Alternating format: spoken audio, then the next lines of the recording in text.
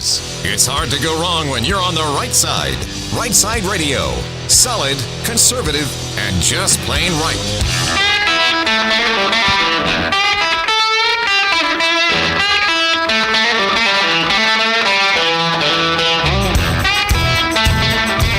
Alabama's syndicated news talk leader, Rightside Radio. Phil Williams here live in the Rightside studios. Man, we got the local, the state, the national covering down on all the issues. And oh yeah, like the dude just said, solid, conservative, and just plain right. Well, welcome to a Monday. Do we have a Meatloaf Monday sound effect? We don't yet, do we? Oh my gosh. Not yet. We've hit another Monday. Don't worry, it's still Meatloaf Monday. Give me something. Give me applause or something for there just for Meatloaf Monday. Thank you very much. Meatloaf Monday. Thank you. Hey, yeah, welcome to Monday. Welcome to a new week. We're glad you're with us, and that is in fact Big Rig on the board. Hey man, how are you? Good. How you doing? You know, John may take off points because you don't have a Meatloaf sound effect. Yeah. I don't know what Meatloaf sound effects sound like. I'll leave that to you. Yeah, I'll figure it out. Okay. All right, we got a great show laid on for you. Coming up at 3:30, JP is going to be calling in on sports. So JP on sports, 3:30 p.m. He's got a weekend to recap. I'm an Auburn fan. I don't want to talk about it, but I will anyway. So yeah, JP sports, 3:30. Stand by for that one.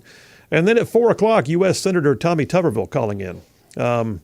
We got some serious issues with immigration, illegal immigration, and not always totally illegal, but certainly out of whack immigration, like busloads of Haitian migrants showing up in small town Alabama, and people are like, where'd they come from? We don't know. How'd they get here? We're not sure. What do we do with this? Do the best you can. That's just really not a plan. So we'll talk about that with U.S. Senator Tommy Tuberville in conjunction with part of our Triple Dipper, which means, by the way, I've got a Triple Dipper, so hit it, man. The Triple Dipper. 3 stories you've got to know. That's right, the Triple Dipper, 3 stories, 3 themes, if you will. Yeah, things you got to know as we run today's show. So first out the gate, Dipper number 1, the Harris Doctrine. Is there a Harris Doctrine? Do we know what the Harris Doctrine would be? I mean, we have the Monroe Doctrine, the Reagan Doctrine, the Bush Doctrine, the Trump Doctrine. What, pray tell, is the Harris Doctrine? What is a doctrine? I'll tell you all about it. That's coming up number 1 on the Triple Dipper. She wants to be president. You'd think we'd know. Number 2, the immigration nation. That's where we are. We are an immigration nation, apparently. Now, granted, the United States was built on immigrants, people who came here from other places. We're not in that same mode right now. This is not that. We are literally at a place right now where there are overwhelming waves of humanity just being dropped on us, and we're trying to figure out what to do about this.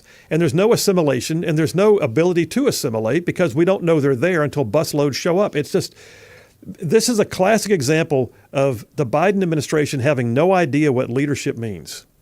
And they're just dropping stuff and making things go forward, and no one knows what the deal is. Immigration nation, that's number 2. And then number 3, assuming we can get to it, we'll talk about the debate prep for tomorrow night. Debate prep, are they debating? Well, supposedly. Kamala's, getting a little edgy. We'll see. Bottom line is this. Debate prep is going on. What does it look like? How are they prepping? We'll talk about all of that as number 3 on the Triple Dipper. Well, all right, let me move on into today's Right Side Way monologue. And look, I'll be honest with you. I'm sure I have a lot of sayings. It's just my way. But one of the things I like to say is that doing right ain't hard. Doing right ain't hard. Notice I didn't say doing right is easy or doing right is always comfortable. But more often than not, staying silent in the face of aggression or not addressing a problem or just putting your head in the sand, it can just simply allow a small problem to become a big one. But if you're willing to address something head on with as much wisdom and fortitude as you can muster and stem the tide of a rising problem, then you've actually just made things better. So in essence, doing right ain't hard when you consider the alternative of doing nothing. There was an evening not long ago when I settled down on the couch with the remote in my hand to watch whatever suited me. Charlene was out of town, so I went to whatever channel I felt like, which truthfully is not a hard thing anyway because she and I typically agree on what to watch together. I mean, she can watch Say Yes to the Dress and then watch Saving Private Ryan all in one evening. Our first date back in the 80s was the movie Rambo, and it was her idea. I married the right woman. But back to my point, I settled down with my feet stretched out on the ottoman and realized that one of my favorite movies of all time was on. You may have seen it. If you haven't, then I highly recommend it. In fact, any guy out there who tells me he's not watched it, I may have to question your manhood. The movie is Open Range, starring Kevin Costner and Robert Duvall and a great supporting cast. Look, I won't go too far into the movie plot, but let's just suffice to say it's a movie filmed on an epic scale with huge vistas of the great Western Plains. Costner and Duvall play the characters of Charlie Waite and Boss Spearman, two rough but honorable men that are herding their cattle across the plains until they met up with a rancher who doesn't take kindly to what he calls free grazers. The gunfight at the end of that movie, by the way, has been rated as one of the most realistic and well-orchestrated gunfights in all of movie history. But while the scenes and the storyline and the cast are all solid, it's the quotes and the lessons that come from the movie that really stick out to me the most. This is a movie, Open Range, this is a movie that teaches honor and loyalty and grit and hard work. And it also teaches that most elusive of lessons, that there will be times in life when you have to face difficulty head on. The lesson that pretending adversity doesn't exist does not make it go away. That allowing bullies to continue with bullying does not make the bullying stop. The major lesson from Open Range might be that doing right ain't hard, and that doing nothing is actually harder. There's one particular scene from Open Range. The main characters are making their presence known in the saloon. They were well received by some of the townsfolk, but not by others. Kevin Costner's character was Charlie Waite, and he had just faced down an accuser in epic style by putting a shotgun blast through the saloon because they wouldn't serve him a drink for being a free grazer. Several of the townspeople who had lived under the thumb of the local land baron, they were pleased, they were also scared. So there's a conversation between Charlie Waite and a man named Mac, and it went like this. Mac said, "Shame what this town's come to." Charlie Waite said, "Well, you could do something about it." Mac said, "What?" "We're freighters. Ralph over here, he's a shopkeeper." Charlie Waite said, "You're men, ain't you?" Mac said, "I didn't raise my boys to see them get killed." And Charlie Waite says, "Well, you may not know this, but there's things that gnaw at a man even worse than dying." So yeah, conflict avoidance rarely works out. That's not to say that the world should go around with everyone trying to pick a fight. The movie didn't go that route. The underlying story was that peaceable men who had no quarrel were put in the position of having to respond. But they knew that to not face their opposition was worse than facing it. Doing right might have seemed hard, but in reality, doing nothing created even harder times overall. So if you get down to it, by comparison, doing right ain't hard, because the alternative was they would lose everything and gain nothing. So Charlie Waite and Boss Spearman in the movie, they chose to stand because doing the right thing ain't easy, but in reality, it ain't that hard. Doing right is where solutions are found. Doing right is where legacies are made and enemies are beaten. Stephen Pressfield's one of my favorite authors. He's got several works that I admire. He wrote one of my favorite books of all time, which is on the Rightside Media website on the recommended reading list. That book's called Gates of Fire. It's about the 300 Spartans who stood in the narrow pass at Thermopylae against the mighty Persian army. But he's written several other books, including one that I just found to be super educational and entertaining all at the same time. It was called The Warrior Ethos. The Warrior Ethos. It's a series of short soliloquies on what traits and behaviors make up a warrior. And in one chapter, titled The Will to Victory, Pressfield recounts the story of a Roman general. He says, quote, "A Roman general was leading his legions toward the enemy in a swampy country. He knew the next day's battle would be fought on a certain plain because it was the only dry, flat place for miles, so he pushed his enemy all night, marching them through a frightening and formidable swamp so they reached the battle site before the foe so they could claim the high ground. In the aftermath of their victory, the general called his troops together and he asked them, 'Brothers, when did we win the battle?' One captain said, 'Sir, when the infantry attacked.' Another said, 'Sir, when we broke through with the cavalry.' 'No,' said the general. 'We won the battle the night before when our men chose to march through that swamp and take the high ground.'" See, the bottom line is, me speaking here, I cannot think of a hero, whether real or fictional, where the admirable quality of that hero is based on taking the easy way out. In that example with the general, what did he do? He did everything necessary to face the opposition, to include what it took to get there first. In the Army, I had the opportunity to go through training that was significant. One of those opportunities was called reflexive fire training, which, among other techniques, we were taught to square our shoulders to the enemy because that put our body armor in the best position to protect us in a head-on fight. It's a lesson you can translate to other areas of life, and truthfully, I wish it would. And as I watch our current presidential race, I can't help but note that Kamala Harris never faces things head on. She never squares her shoulders to the enemy. She never goes after things with some kind of a sense of moving forward because it's hard, even though it's right. As a candidate for the highest office, she refuses to do meaningful interviews or face tough questions, but yet she wants to lead our nation. Well, that's taking the easy way out. If you're scared to do an interview as a public figure, then I have to question if you really want to be a public figure, or if you have what it takes to be a public figure. In society as a whole, we have sections of our culture who are infinitesimally small in numbers, but who glaringly make demands that all the rest of society has to agree that right is wrong, wrong is right, that corporations, churches, elected leaders, and just plain folks need to stand by idly, unable to bring themselves to say no. It goes on and on and on. On our southern border, chaos is the order of the day. And on all of this, whether it be cultural issues of right versus wrong, or actual policy issues like our southern border or energy, the Biden-Harris administration refuses to take a hardline stance. And listen, I know for a fact from personal experience that hard can get ugly. Doing right can leave a mark. Taking the high road might even make the trip a little longer, but another one of those classic lines from Open Range had Kevin Costner and Duvall's character talking just before the major confrontation. Duvall's character started the conversation. Boss Spearman, he said, "It's a pretty day for making things right." And Charlie Waite said, "Well, enjoy it, because once it starts, it's going to be messy like nothing you ever seen." But take note that messy didn't mean they didn't go do it. It was just an acknowledgement on their part that doing the right thing, dealing with their issues with their faces forward, like the Bible says in Isaiah, to set my face like flint, that it's something that may wind up being messy. But it was the first part of that conversation that really mattered.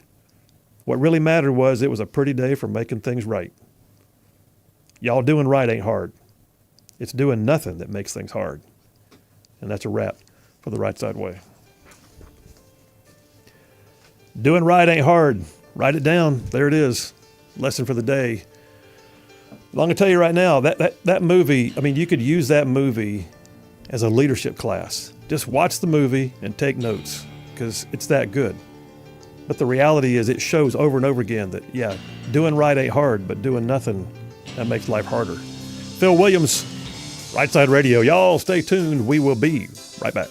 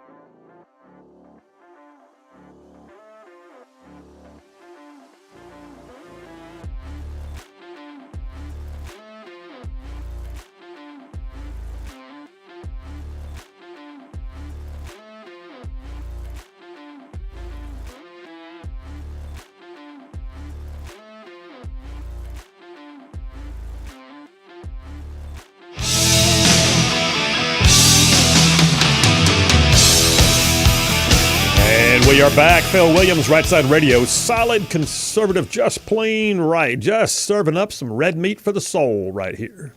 Text lines are open, 833-687-4448. That's 833-68-RIGHT. You can text it or call it. Same number for both.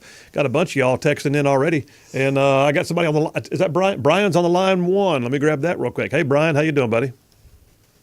Doing pretty well, except you mentioned Free Range, and it also parallels with a couple of other movies and books where people move in, they put up fence, sheep farmers, and they break tradition as far as people being able to drive their cattle back and forth and feed or actually deliver them to Mexico or wherever else. And isn't that kind of like breaking our language as well? The term gay, meaning happy at one time, and multiple other terminologies. So it kind of breaks society at one point, especially if it gets bloody and you can't talk to somebody. Yeah, I mean, I think, thanks, man. I appreciate you. I think it's fair to say, and we're going to talk about this immigration situation going on, especially here in Alabama. I mean, there's a lot of stuff happening in small town Alabama right now, and I think it's fair to say that times change. You know, there are adaptations that take place. I mean, you know, the days of people sitting around the TV have modified to now streaming of TV, to now you can watch things on demand, you can pause live TV. I mean, everything about that has changed. I think the difference would be with the question of like the situation in open range was times were changing, maybe so. It did not mean that someone was allowed to, you know, bully you or break you for not changing the way they wanted you to change. That's the point. But the real point though was two guys who stood up to basically to thugs and said, "Not on our watch." David from Buc-ee's texted in. He says, "Phil, a few weeks ago, hang on a second. He said, Phil, my mother lived in a nursing home before she passed away. I learned and tried to live by this. It is much easier to make an excuse than to make an effort, but the rewards of the effort are worth it." That's a life lesson, David. Appreciate you, man. Thanks so much. Michael from Madison says, "Talk about meatloaf and now need to go to Metro Diner in Madison because I love their meatloaf." I'm saying, I mean, I don't know what the lovely Charlene has planned for dinner, but more than once she'll say, "I heard you talking about meatloaf on the air, so stop by Pruitt's and pick it up on the way home." That's our local eatery that has the Meatloaf Monday. Scott from Athens says, "Just call me Blue Bonnet. Don't tell no one, and change Meatloaf Monday to Soup Sandwich Monday." Okay, I ain't doing soup sandwich because that's a derogatory term in the military. Thank you very much. But yeah, the Blue Bonnet thing, that was Boss Spearman's real name. Like before we go out there and fight, I got to know your given name. I know it ain't Boss. I ain't gonna tell you. No, you gonna tell me? I'm serious. Well, don't tell anybody, but it's Blue Bonnet. Your name's Blue Bonnet? Yeah. I'll just call you Boss. Okay. Scott from Decatur just says, "Well said." Thank you, Scott. Jim from Grove Oak says, "Hey, Colonel, great monologue. Kamala can't square up against the enemy because she's too busy washing her collards in somebody's nasty bathtub." I don't know what that means, but okay. I'll take that as you don't like Kamala. I get it. John from Huntsville chimes in and says, "Phil, spectacular monologue. Also, did you see that Northern Illinois upset number 5 Notre Dame?" I did. 16-14, epic. They blocked that field goal at the end. Whoop, whoop. That was something else, man. That was a Cinderella story. He said, "Also, I hope that Jeff from Indiana is being very cautious while driving through Kentucky because they still haven't caught the crazy man that was shooting people on the interstate." Yeah, in fact, just a moment ago up on one of the screens here in the studio, they had the schools are shut down in that area because they have not yet apprehended the guy who was just randomly shooting cars on the interstate. They think they know who he is, but they have not apprehended him yet. All right, listen, we're going to jump on into the topic at hand. Dipper number 1 is the Harris Doctrine. What does that even mean? Does Harris have a doctrine? What are doctrines? What does that mean? Well, bottom line is it's a guiding set of principles that sort of help overarch the foreign policy of a presidency. And we've had multiple examples. And there are times when you question whether the policy exists. Other times it is actually firmly stated. But the reality is you can see a policy unless there's somebody who doesn't even bother to formulate one, a.k.a. Biden-Harris. I'm really not sure what their policy is. And so, yeah, we're going to go into this discussion of the Harris Doctrine with sort of a broad view of what it means to even have a doctrine, look at some of the ones that have pre-existed, and then we'll talk about it. Is there a Harris Doctrine? You would hope so. Phil Williams, Rightside Radio. Y'all stay tuned. We'll be right back.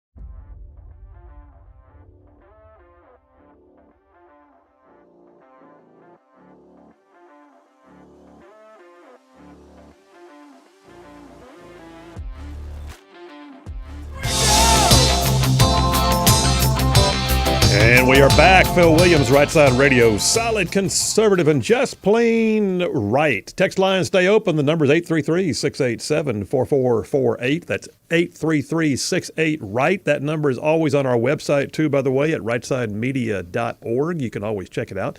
Hey, by the way, I gotta point out that the latest edition of the Right Click podcast, which is one of our many pieces of content that Rightside Media here puts together.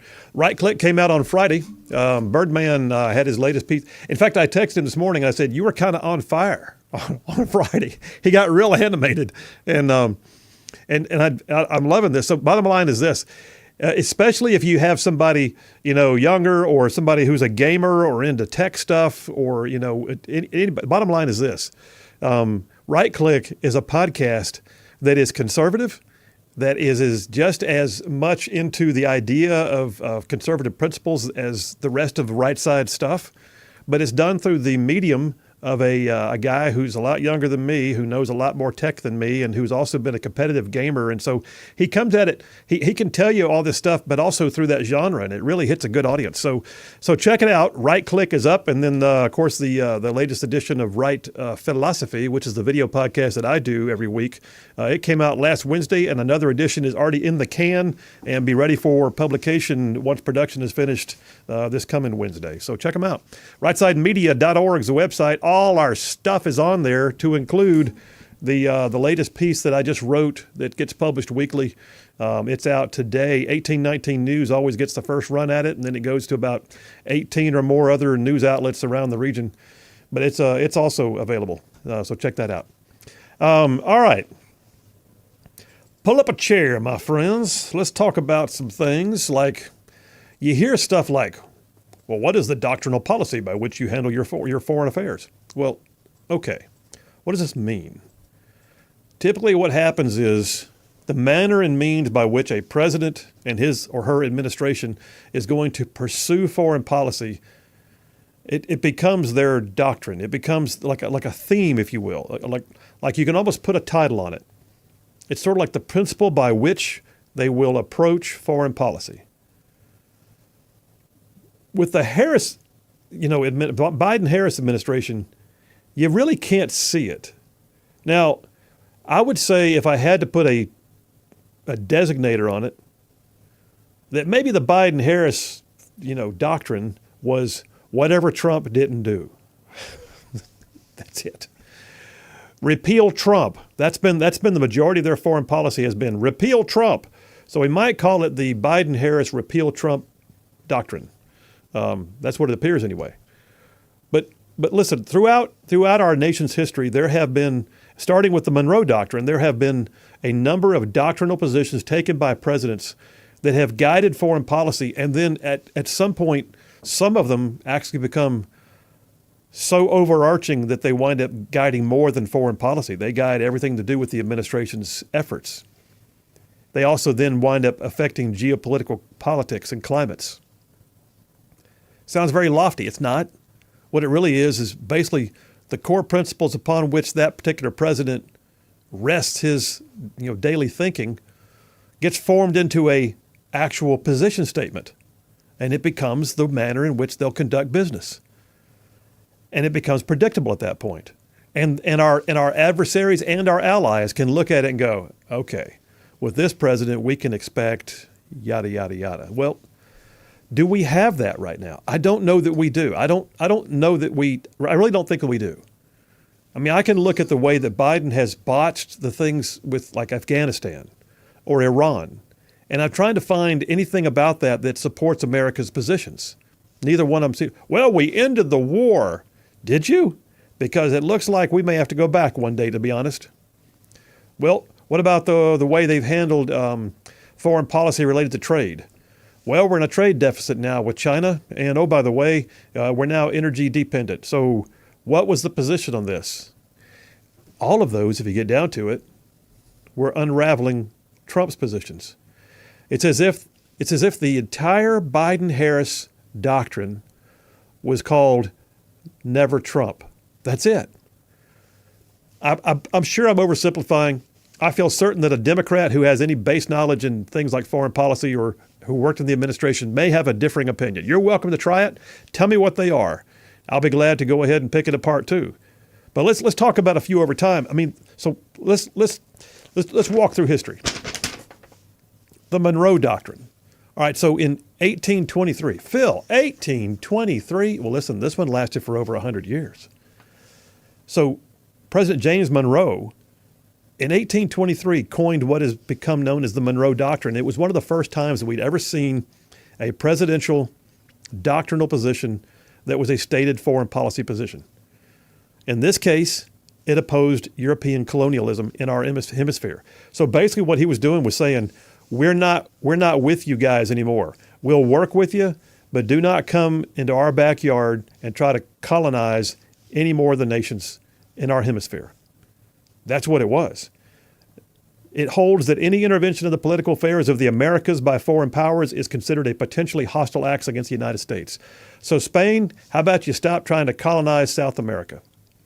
So Great Britain and France, how about you quit trying to come into the Caribbean? How about you just stop? Every one of you just stop where you are. No more colonization. And oh, by the way, don't touch Florida. I mean, the Monroe Doctrine was really like saying, we are now the biggest dog in this hemisphere. It's our backyard.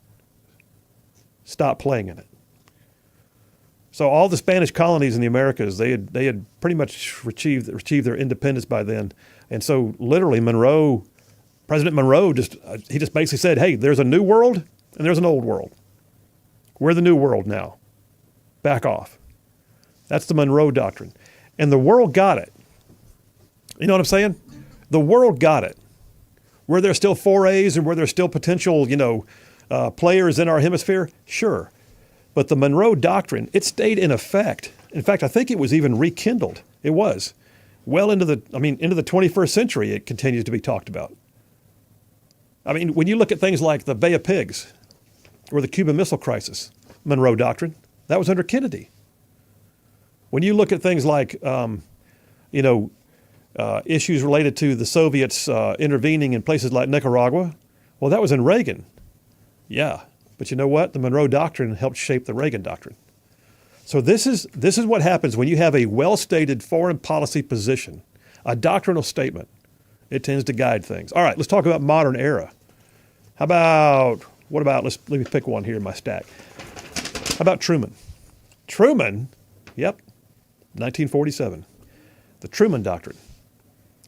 Basically, the Truman Doctrine was that America would support democracies against authoritarian threats. It was post-World War II. We had just seen what the Nazis and an imperialistic Japan had tried to do to the world, or for that matter, the fascists in Italy. And we were watching the rise of the Soviet Union. So the Truman Doctrine came out, and it pledged America's support for democracies against any authoritarian threats. I mean, the primary goal was really to start trying to stem the tide of the Soviets. It was the beginnings of the Cold War. In fact, the interesting thing is, historians now say that in March of 1947, when Truman declared the Truman Doctrine, that was the beginning of the Cold War. That shaped our policy for the next 50 years. The Truman Doctrine. You could see it. You knew what it was. You look at it and go, okay, I see it. And Russia knew the Truman Doctrine was legit. Truman actually told Congress during that time, he says, it must be the policy of the United States to support free peoples who are resisting attempted subjugation by armed minorities or outside pressures. All of our foreign policy shifted to anti-Soviet Union. It guided everything that we did for years. Some might say that we neglected other parts of the world because of it. Some would say we had to do it because the Russian bear was so big and growing so much larger by the day. But when you have a policy, folks, when you have the means of doing something with a well-stated intent, it actually drives the train. I ask you right now, what do you think the Biden-Harris doctrine has been for the last 4 years? Do we know? Can you see it? Is it even there? Did they ever take the time to formulate it? Because this is the kind of thing that, truthfully, When a president is going into office, they're already establishing it. I've often wondered what would be the Williams doctrine if I was president. Here we go. I look at it and think, there's a hybrid. There's a few pieces that I enjoy from other doctrines. I could sum it up with a phrase and say my doctrine would be win friends, kill enemies. How about that? I've got that on a sign on the wall behind me, as a matter of fact, right here in the studio. Win friends, kill enemies. Is that a doctrine? Maybe. I think it puts people on notice, and that's part of what a doctrine does. A doctrinal statement actually puts people on notice of where you are and how you make your decisions and where your interests are going to lie, so that when they're doing things, they're thinking about your doctrine. But when you're unpredictable, when they have no clue what your doctrinal positions are, then at that point, it's a vacuum, and the enemy starts to fill the vacuum. Don't tell me Iran hadn't filled the vacuum. Don't tell me that the Houthis and Hezbollah and Hamas haven't filled a vacuum. Don't tell me that China hadn't tried to fill a vacuum in the Pacific. I'm just telling you, in the absence of a clear stated doctrinal position, the enemy will step in and fill the vacuum. Let's take a break, Big Rig. We'll do that right now. I'll come right back, and we're going to keep it moving forward. The Reagan doctrine, the Bush doctrine, what are they? And then, I got a little bit here on the Trump doctrine. And then the question becomes, is there a Kamala Harris doctrine? Spoiler alert, not really. Phil Williams, we'll be right back.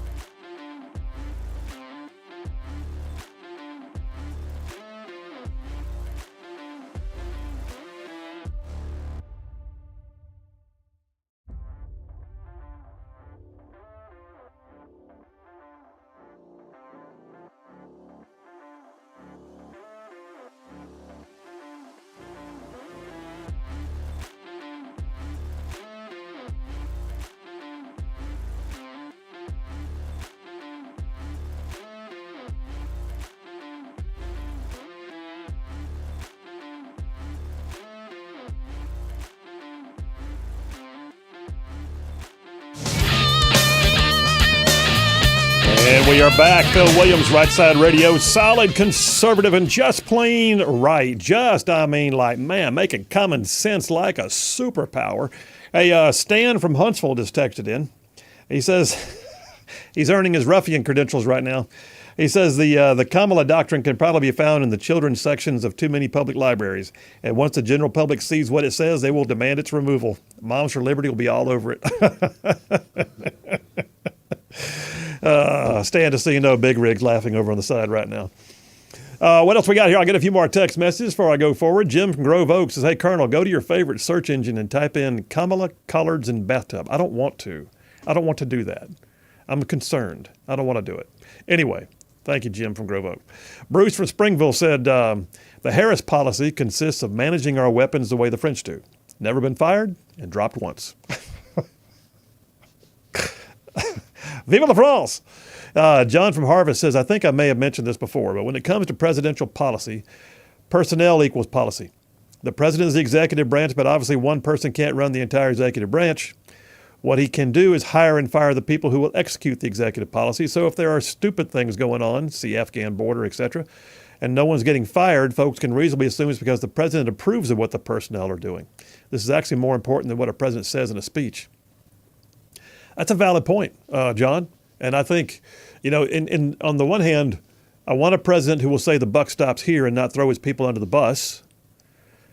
And I also want a president who, on issues of major policy or major points of interest to the U.S., the running of the U.S.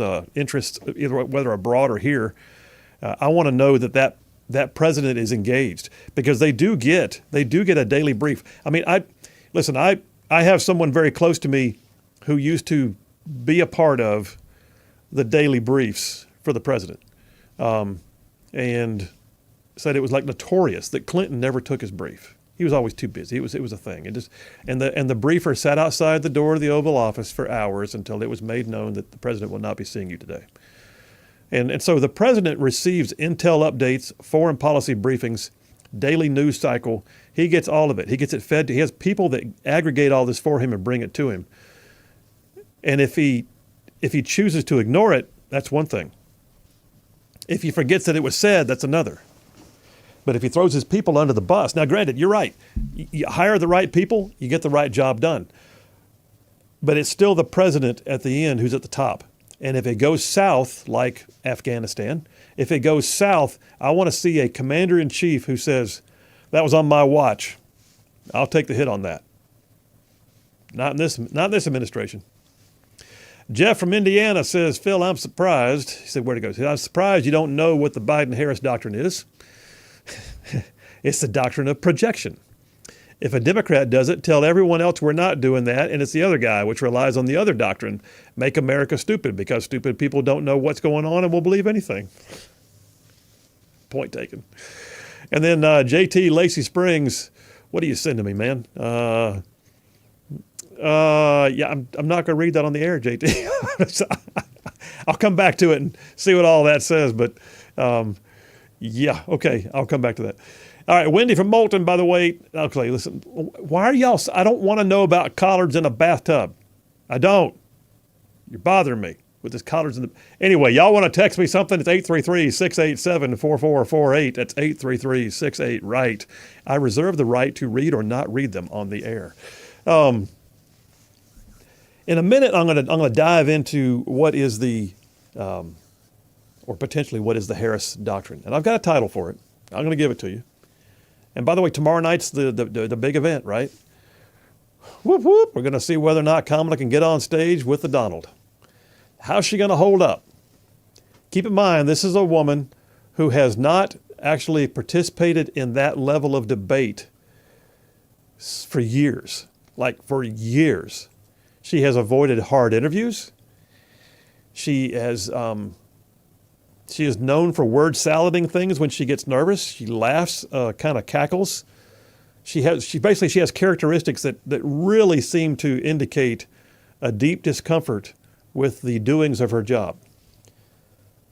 And Donald Trump, who may have the same, covers it with a poker face. And the question is going to be tomorrow night, which Donald shows up. I think that's in my opinion, it's going to be as much about whether or not Kamala can handle herself as whether or not Donald Trump is going to be, blowing it by getting too rowdy.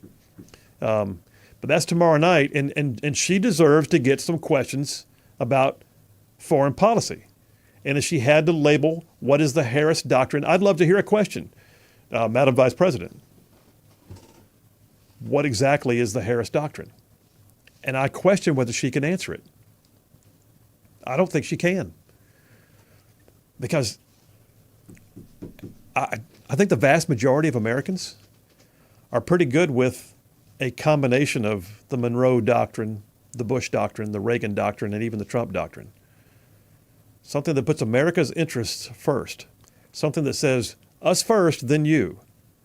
Right now, it appears that the Biden-Harris Doctrine has been, among other things, ambiguous, and has also been, oh, by the way, about all of you, we're second.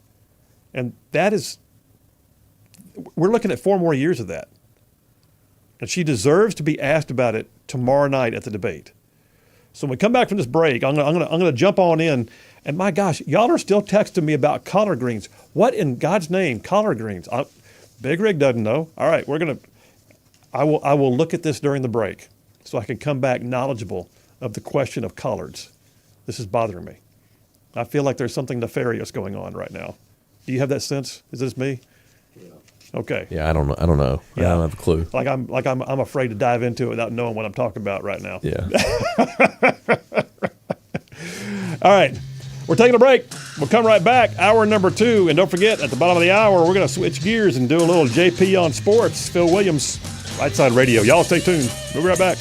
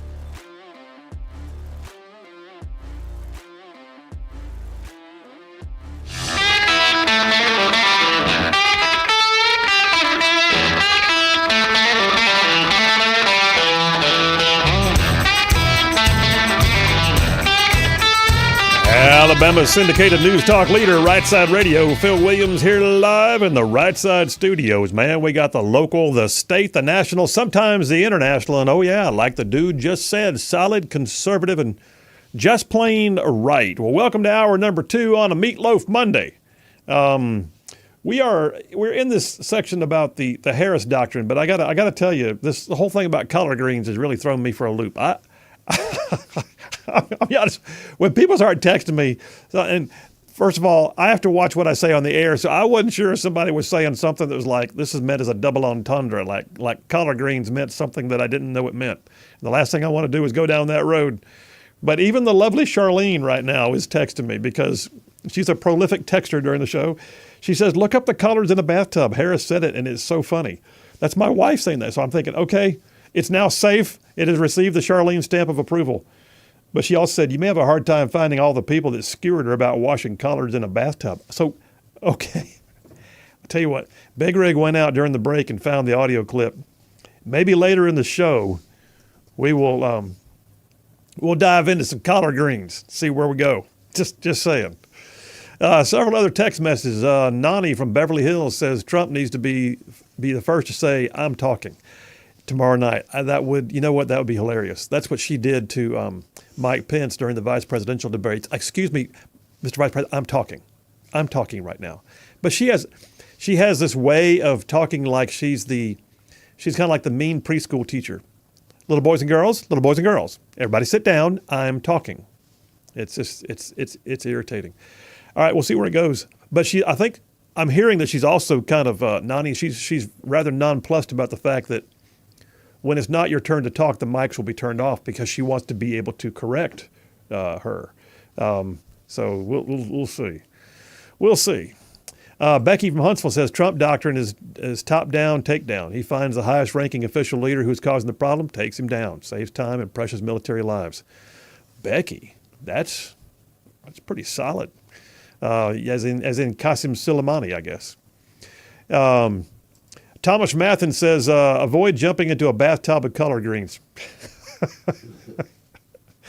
Or turnip greens, or poke salad greens, LOL. Ron from Tuscumbia says, the collard greens video is funny, but the woman's response on TikTok makes it hilarious. Okay, I got to check that out.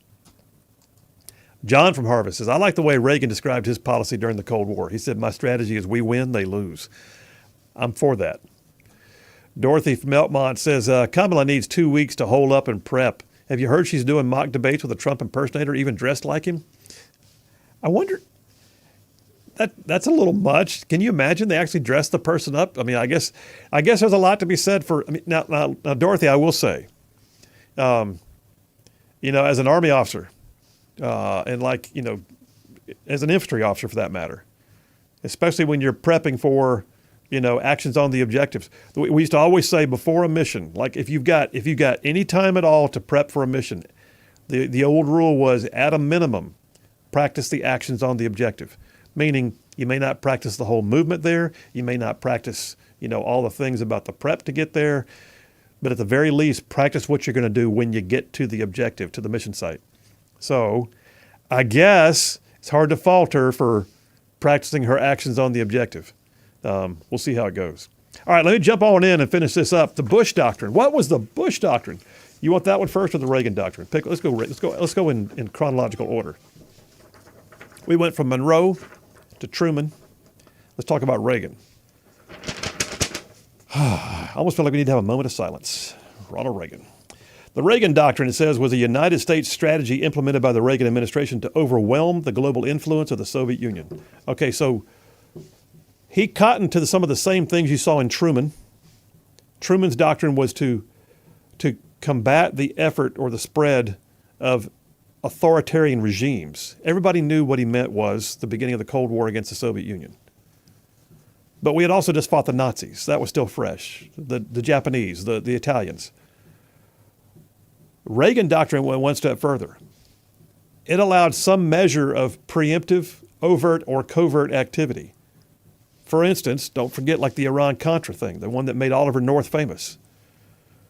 Under the Reagan doctrine, the bottom line is we would provide overt or covert aid to like groups like anti-communist guerrillas, resistance movements, in order to help roll back. Like we got kind of in the mix without sending a whole bunch of U.S. troops down there. Special operations, CIA, other efforts would help fund and foment the opportunity for rebellion against these authoritarian or Soviet influences in places like Africa and Asia and Latin America.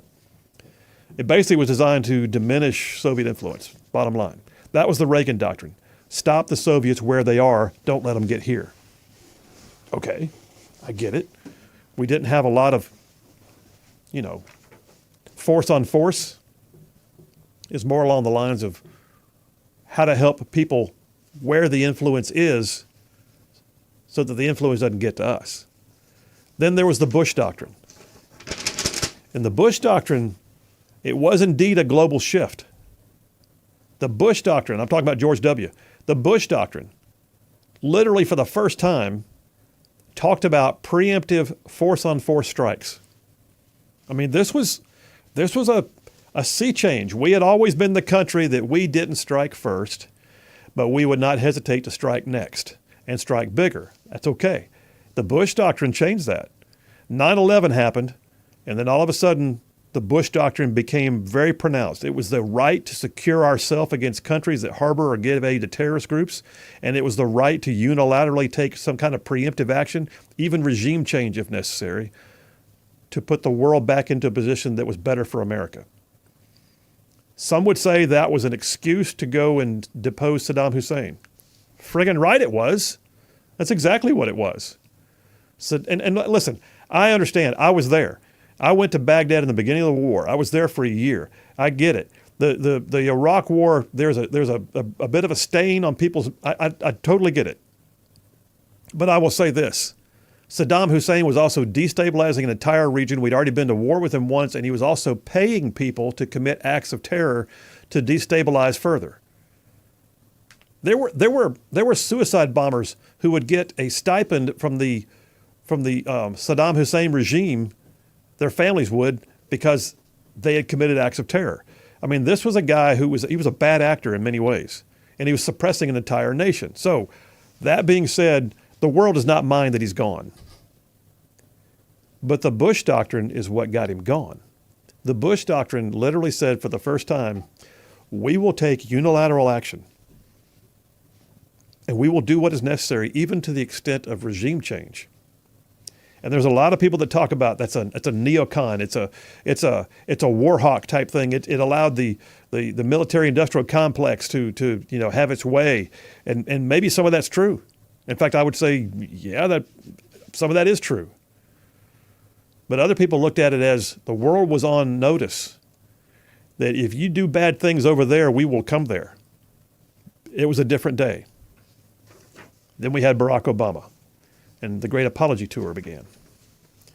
So what did Donald Trump bring to bear? The last one before I get into Harris is this one, Donald Trump. What is the Trump Doctrine? The Trump Doctrine is literally known as America First. What does that mean? Well, it depends on who you're reading. But what it basically means is, some call it a nationalist foreign policy. What does that mean? It means us first.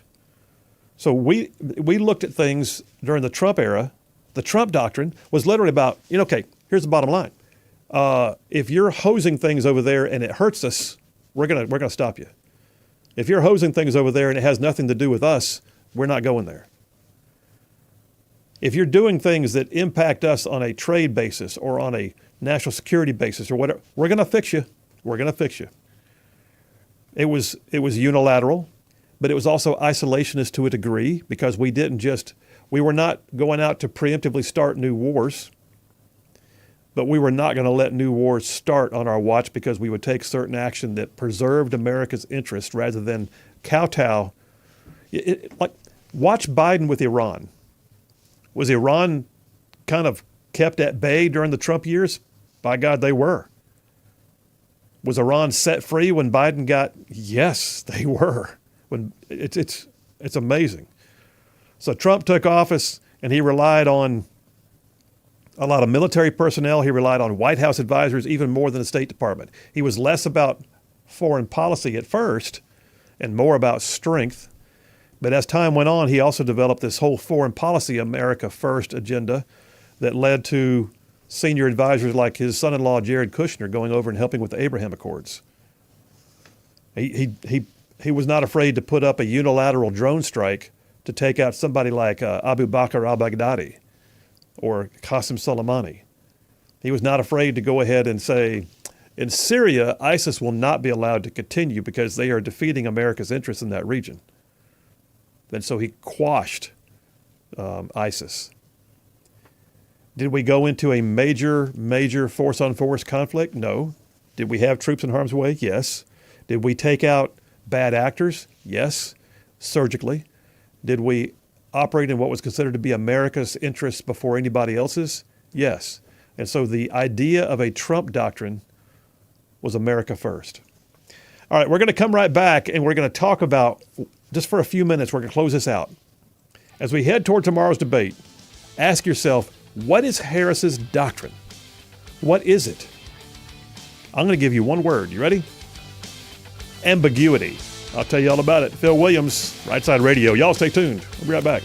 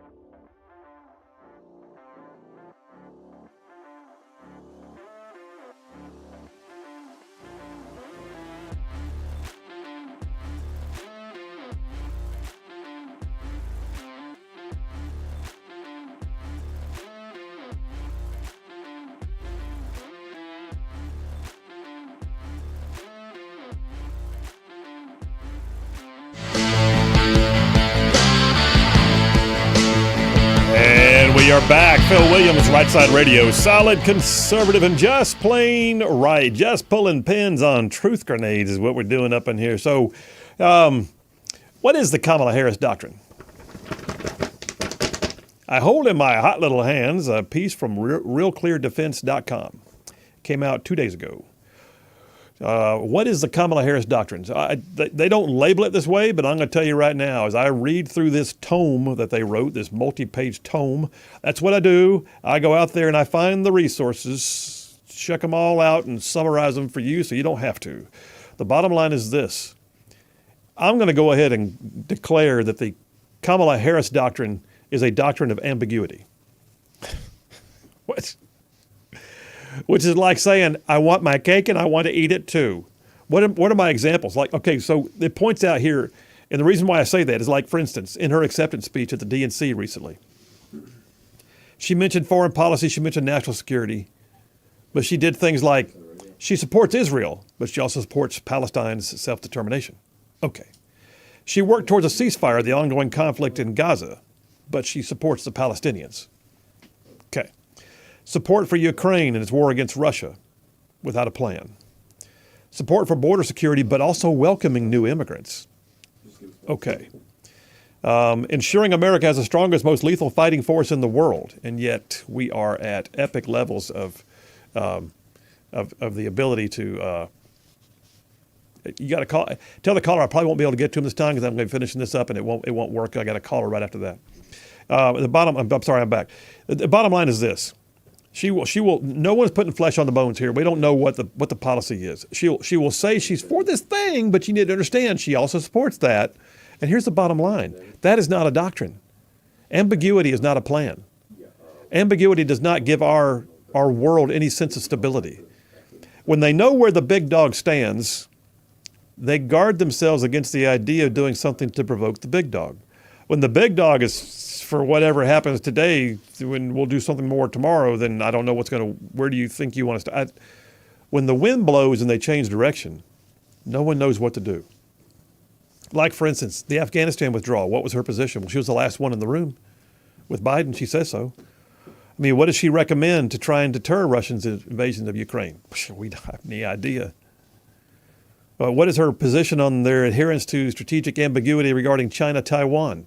We don't know, but China bad, we think. Sort of. Is it? I don't know. Because I can look at all of her other positions over time. That's the thing. Hey, Kamala, you've got a record. I can look at this and I can go, wow, you appear to have like some kind of neoconservative globalist agenda going on, don't you? Except that you're not about really doing anything. For instance, border security. As a U.S. senator, now she talked about we're going to secure our southern border. But yet, as a U.S. senator, she voted for what was called the Access to Counsel Act, that basically ensured that anybody who came across the border got access to legal assistance. Oh, that's great. Let's jam things up. I'm a lawyer, I can say that. She had previously sent a letter to Homeland Security in which she demanded that Customs and Border Patrol officials grant persons detained at ports of entry timely and unfettered access to legal counsel. She also signed a letter to President Trump expressing her outrage at his order to prevent foreign terrorists from entering the U.S. Why? Why? Why would you put your name on that? Trump's order suspended for 90 days the issuance of visas to nationals of Iran, Iraq, Syria, Yemen, all the others. She labeled it a Muslim ban. It was just a Muslim ban. It's mean. It's mean to Muslims. No, it's called America's Interest First. She voted against the idea of confirming John Kelly as the DHS secretary because he didn't provide assurances that he would allow dreamers across the border and amnesty. She rescinded President Trump's executive order directing Homeland Security to prioritize deportation of illegal aliens. Condemned the Trump administration for even talking about it. I could go on and on and on. She wanted a pathway to citizenship, but she's going to secure the border. But she's going to keep giving them stuff, but she wants to secure the border. She's going to provide like sanctuary status and make sure they have legal counsel, but she wants to secure the border. It's ambiguity. How about this? Climate change is an existential threat.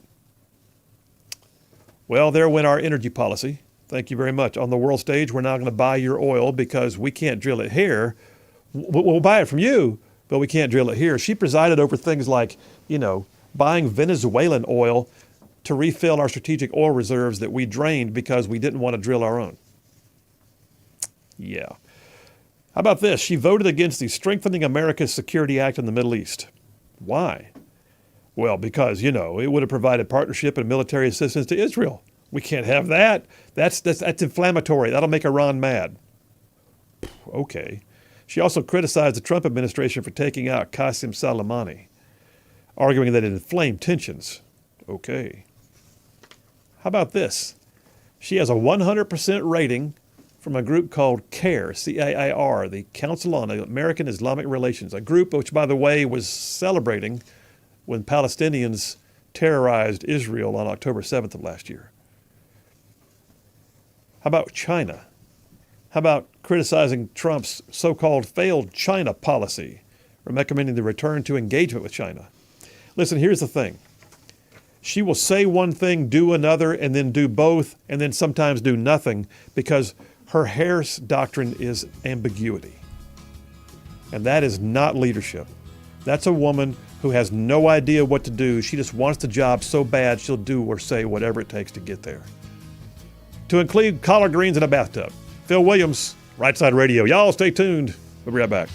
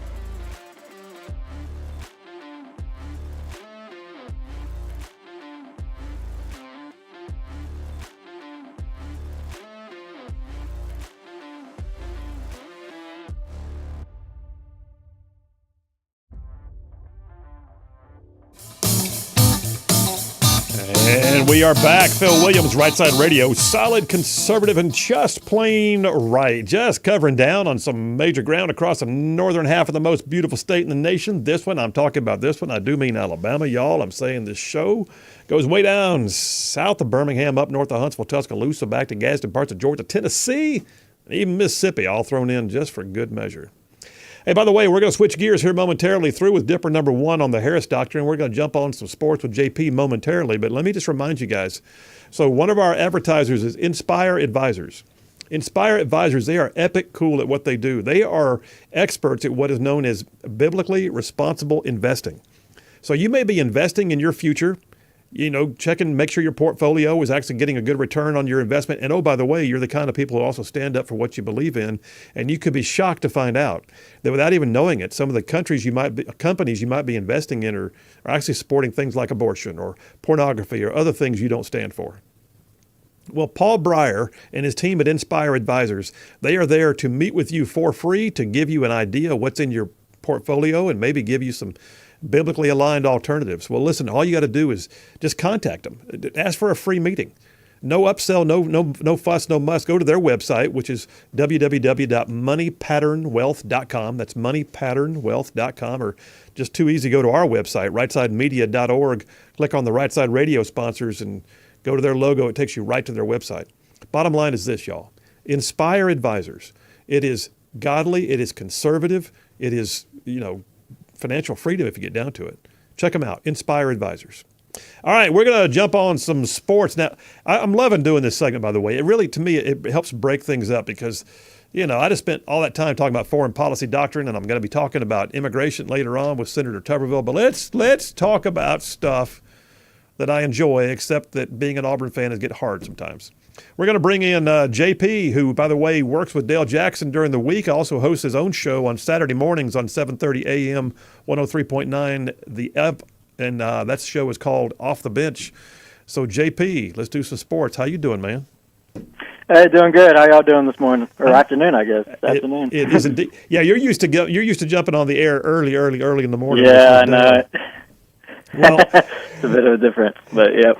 Well, I'm glad you're awake for the afternoon. But hey, the bottom line is sports, dude. You have blown us away with your ability to recite stats and know things. So we're going to brand this first section 3 and out, right? Yep, 3 and out. We're going to go 3 and out real quick. All right. Well, let's don't go too quick. We got a few minutes, but talk about this past weekend. Give us 3 and out. What are your top 3? Well, I have to start off with this one. Auburn dropping the game to Cal, and come on, I gotta get it out the way. I gotta get it out the way for you. I listened to Cole Kubelik's analyst of this, and he had a good phrase. It's kind of a weird one for Auburn to drop, and I agree. It was just kind of weird. And the 2 stats I would say cost Auburn this game were the 5 turnovers to Cal's 0. Yeah. And Cal had 11 more minutes of possession than Auburn. They were able to just drain the clock when they had the ball. And I've said this before, Auburn's offensive potential is based off of Peyton Thorne's ability to limit turnovers, and he had 4 interceptions in that game, and they were still in it, 21-14, even with those 4 turnovers. So that just tells you if he can just limit those turnovers, they can be in these games. But there are a lot of times where I feel like he just kind of panicked and looked for Cam Coleman, who is their best receiver right now. Yeah. He just panicked and looked for Cam, and Cam wasn't open, and there'd be other receivers open that he would miss because he was still locked in on Cam Coleman. So we'll have to see how Auburn goes with the quarterback position. I know they have a 4-star freshman, but apparently reporters are saying he didn't play so well in camp. So Peyton Thorne may be their best option, but if he can just limit the turnovers, I think Auburn should be fine. Okay, so let me touch on that because I think you're right. I think there's at one point in the third quarter, Auburn's defense had been on the field for 9 straight minutes or something like that. It was it was unreal how much playing time the defense was having over our offense, which is never good. But that being said, Peyton Thorne, do you see a point where we're going to have to say, okay, we got to pull him, we got to switch out? When does that happen? Halfway through the next game, or do we get the whole game? It's too early to tell with the second game. I think if they got New Mexico this week, so I think they're going to use this week to try to build back up his confidence. But if they start getting into SEC play and he's still struggling, then I think they're going to have to look to change things up. But like I said, I think their number 2 backup is their 4-star freshman, who apparently didn't play as well during camp as they would have thought. But I think Peyton Thorne can be fine. Like I said, the offensive line did not play well, so I think he was panicking, trying to throw, forced passes. Which, if they can build up his confidence against New Mexico going forward, I think he'll be fine. Yeah, but the line had better get its game on because the reality is the other teams are going to see that he panics, and so he's going to have to he's going to have to get his head straight, but the line's going to have to do their job too, or it's going to be for naught. Yeah. All right, so 3 and out. There's number 1. What's your next? Well, if you went to Auburn, I got to talk about Alabama struggling against USF. The score was very deceiving. It was 42-16, but it was a lot closer than that. I think Alabama won the fourth quarter, 28-0. But my main takeaway from this game was, first of all, Alabama's 2 best offensive linemen besides Tyler Booker were hurt in this game, Caden Proctor and Elijah Pritchett. So they had to start Flomby in this game, who's a freshman. And first of all, South Florida is not a bad team. They are a very good Group of 5 team, and their defensive line is probably the best part of their team alongside their quarterback. So they were able to take advantage of Alabama's O-line being banged up, and Flomby had 4 pressures on the quarterback with 4 penalties, and one of those took back a big touchdown from Milroe. So, and if you look, when we went on the 28-0 run, they put Pritchett back in the game. He was hurt, but they told him, we got to have you play. And when he went back in the game, Alabama went up 28-0 on that run. So I think that shows you just how banged up the Alabama offensive line was and how much that affected the game. But I saw a lot of people giving Milroe some, going after him. I didn't see Milroe have a bad game. He missed a couple of throws, but overall he was struggling to even get a pass off with the O-line. So I think in the long run, Alabama has their offensive line, back to full health. I think they'll be just fine because you saw when the O-line was, they even got Pritchett back. They didn't even have their starting left tackle back, and they were able to come back, 28-0. So I think they'll be fine in that sense. And South Florida, like I said, they're not bad. They're not a bad Group of 5 team. They spread you out on offense. They go really, really fast. I think our defense was struggling with the pace of play, but they still only gave up 16 points to a good Group of 5 team. So I think the main storyline is the offensive line being banged up. But you got to be encouraged when you get Elijah Pritchett back in the game when he's injured, how far they came back and made it 42-16. So just like I think Auburn will be fine in the long run, I think Alabama will be fine. A lot of people are panicking because USF, but that's because anybody who's been an Alabama fan for less than 20 years does not understand what a hard season is. I'm just saying, you guys win 42-16, and people are like, "Well, it's going to be a long season, man. I don't know if we can handle this." I mean, I'm like, "Come on." Hey, let me talk to you about being an Auburn fan. I remember without Saban as a young Alabama fan. This is the first time I've ever had to watch a game or season without Saban. So there's that for you. There's a lot of Bama fans out there who haven't experienced this.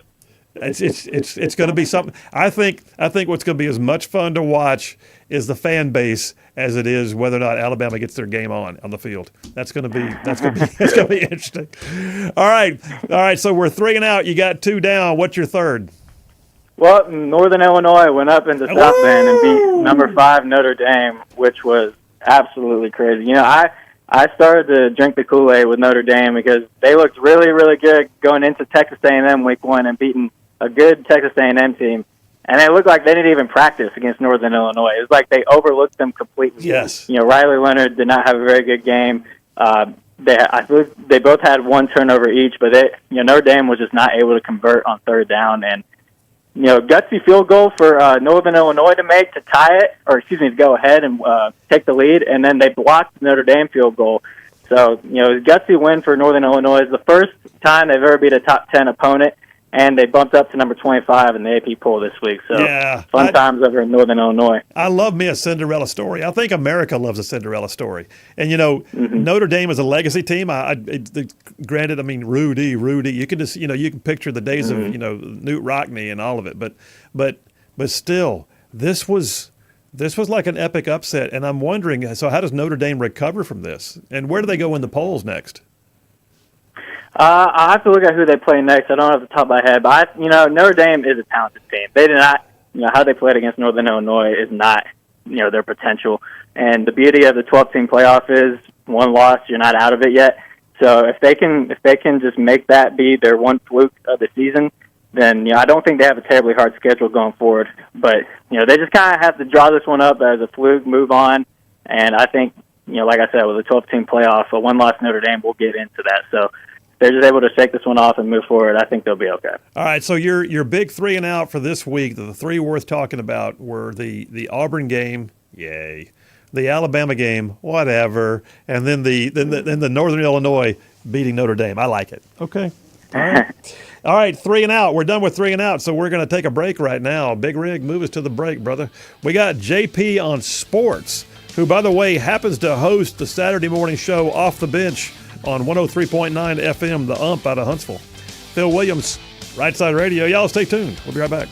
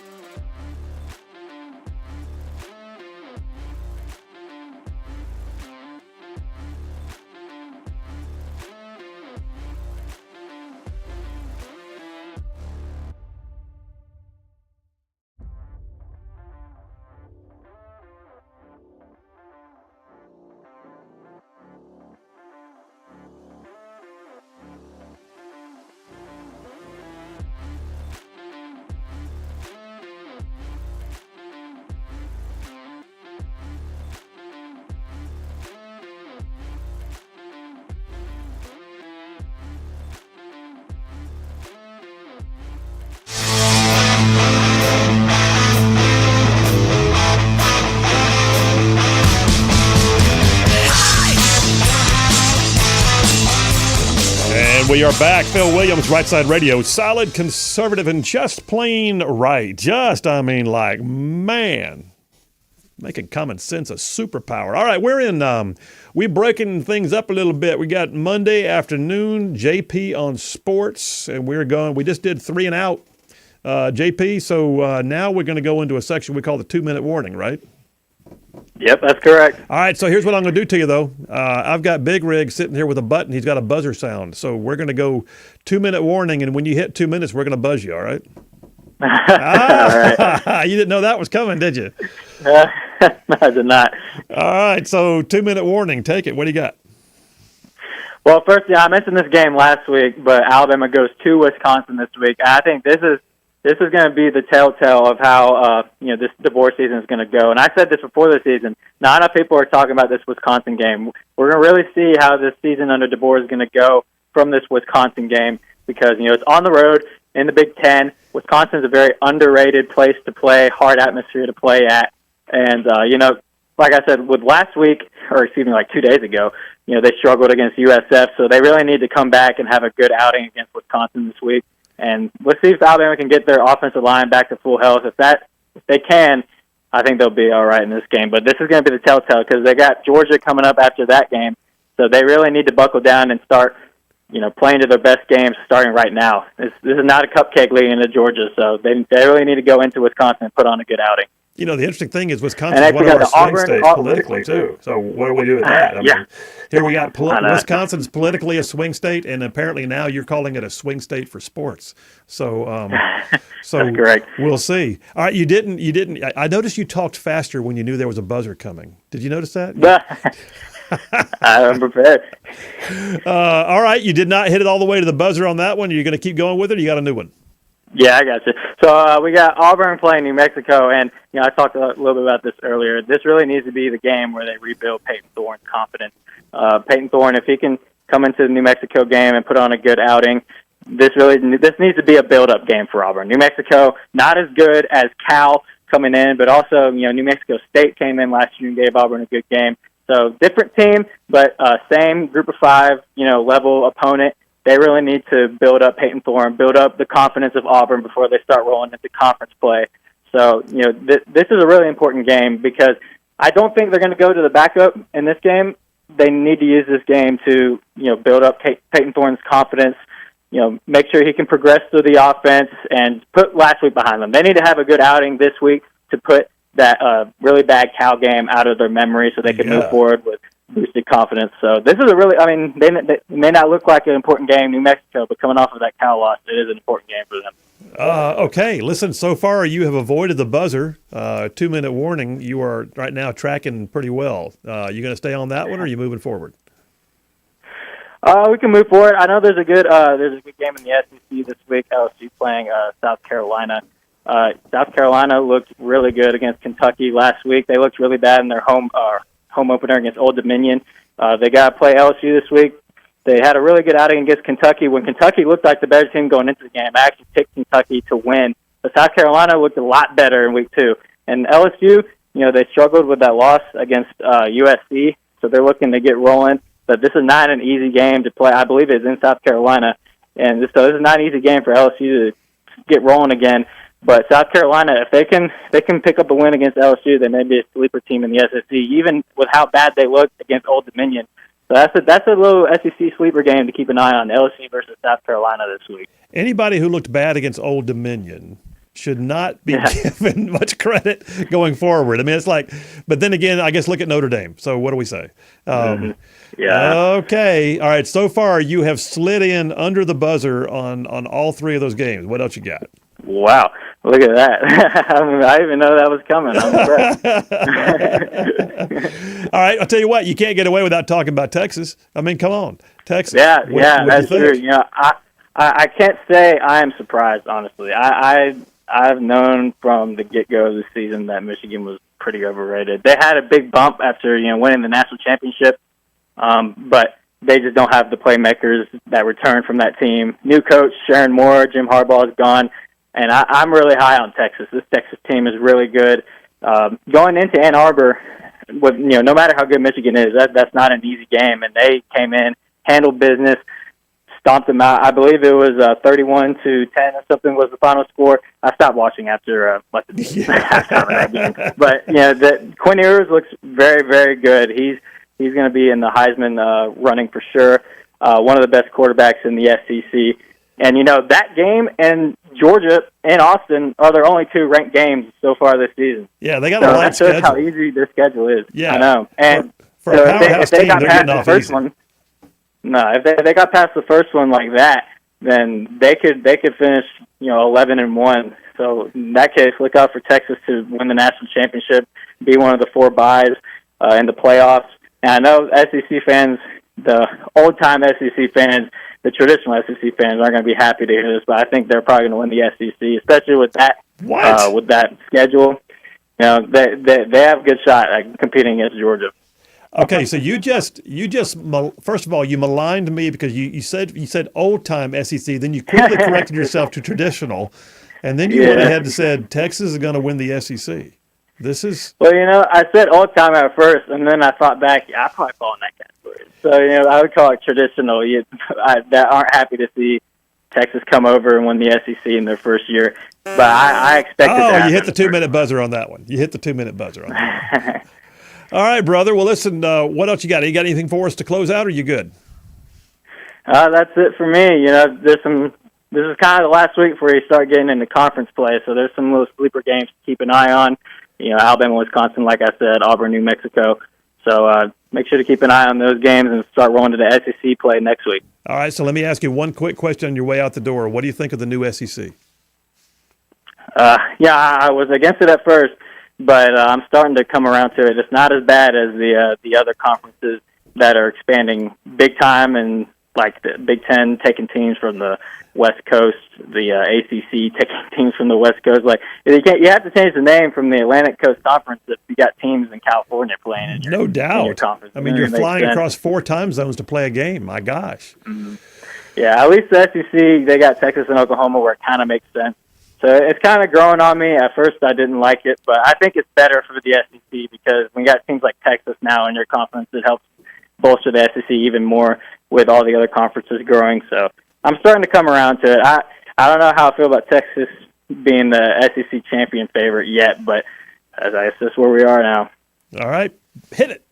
2-minute warning is up. All right. All right, JP, we'll talk to you again soon, man, and thanks so much. That's JP, who works with Dale Jackson in the mornings, but he also, by the way, hosts his own show, Off the Bench, on Saturday mornings on 103.9 The Ump. You can find him Saturday mornings talking all things sports, and I just enjoy breaking things up. That is good. All right. Listen, we're taking a break. We're coming right back. Phil Williams, Rightside Radio. Y'all stay tuned. Senator Tommy Tuberville coming up next.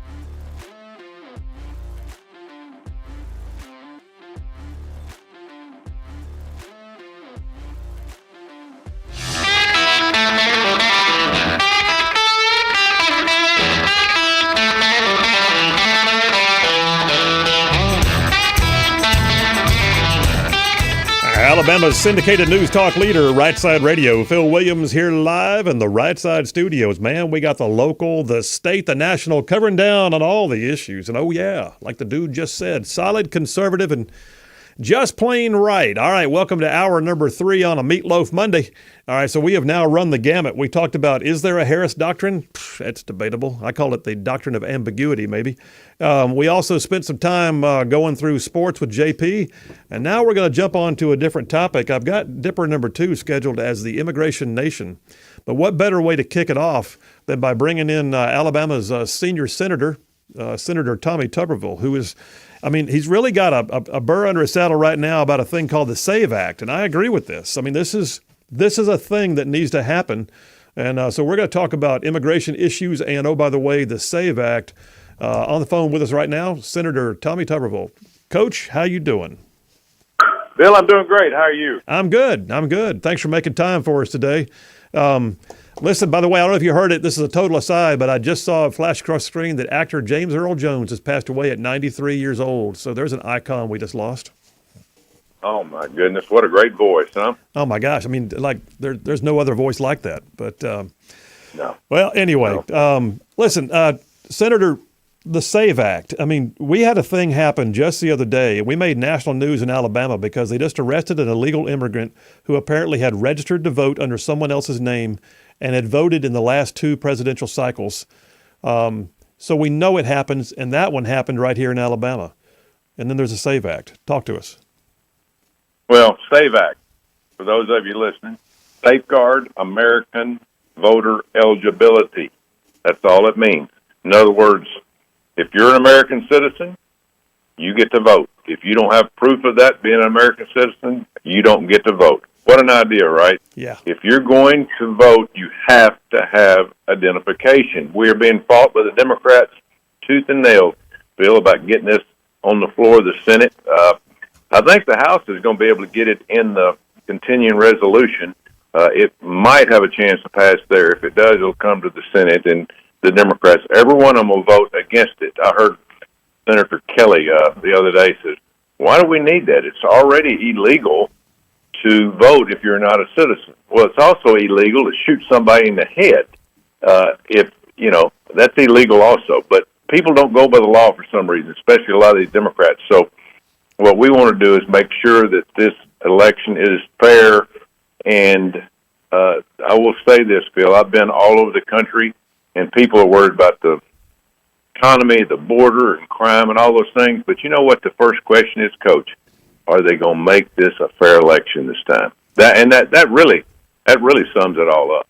Yeah, it does, and it's really not too much to ask. I mean, most countries in the world actually, those who vote, actually protect their vote a lot better than we do, which is kind of antithetical to common sense. But so here we are, the leader of the free world, and yet we don't require something of our citizens to prove that they have the right to vote. So yeah, Coach. I mean, I think that.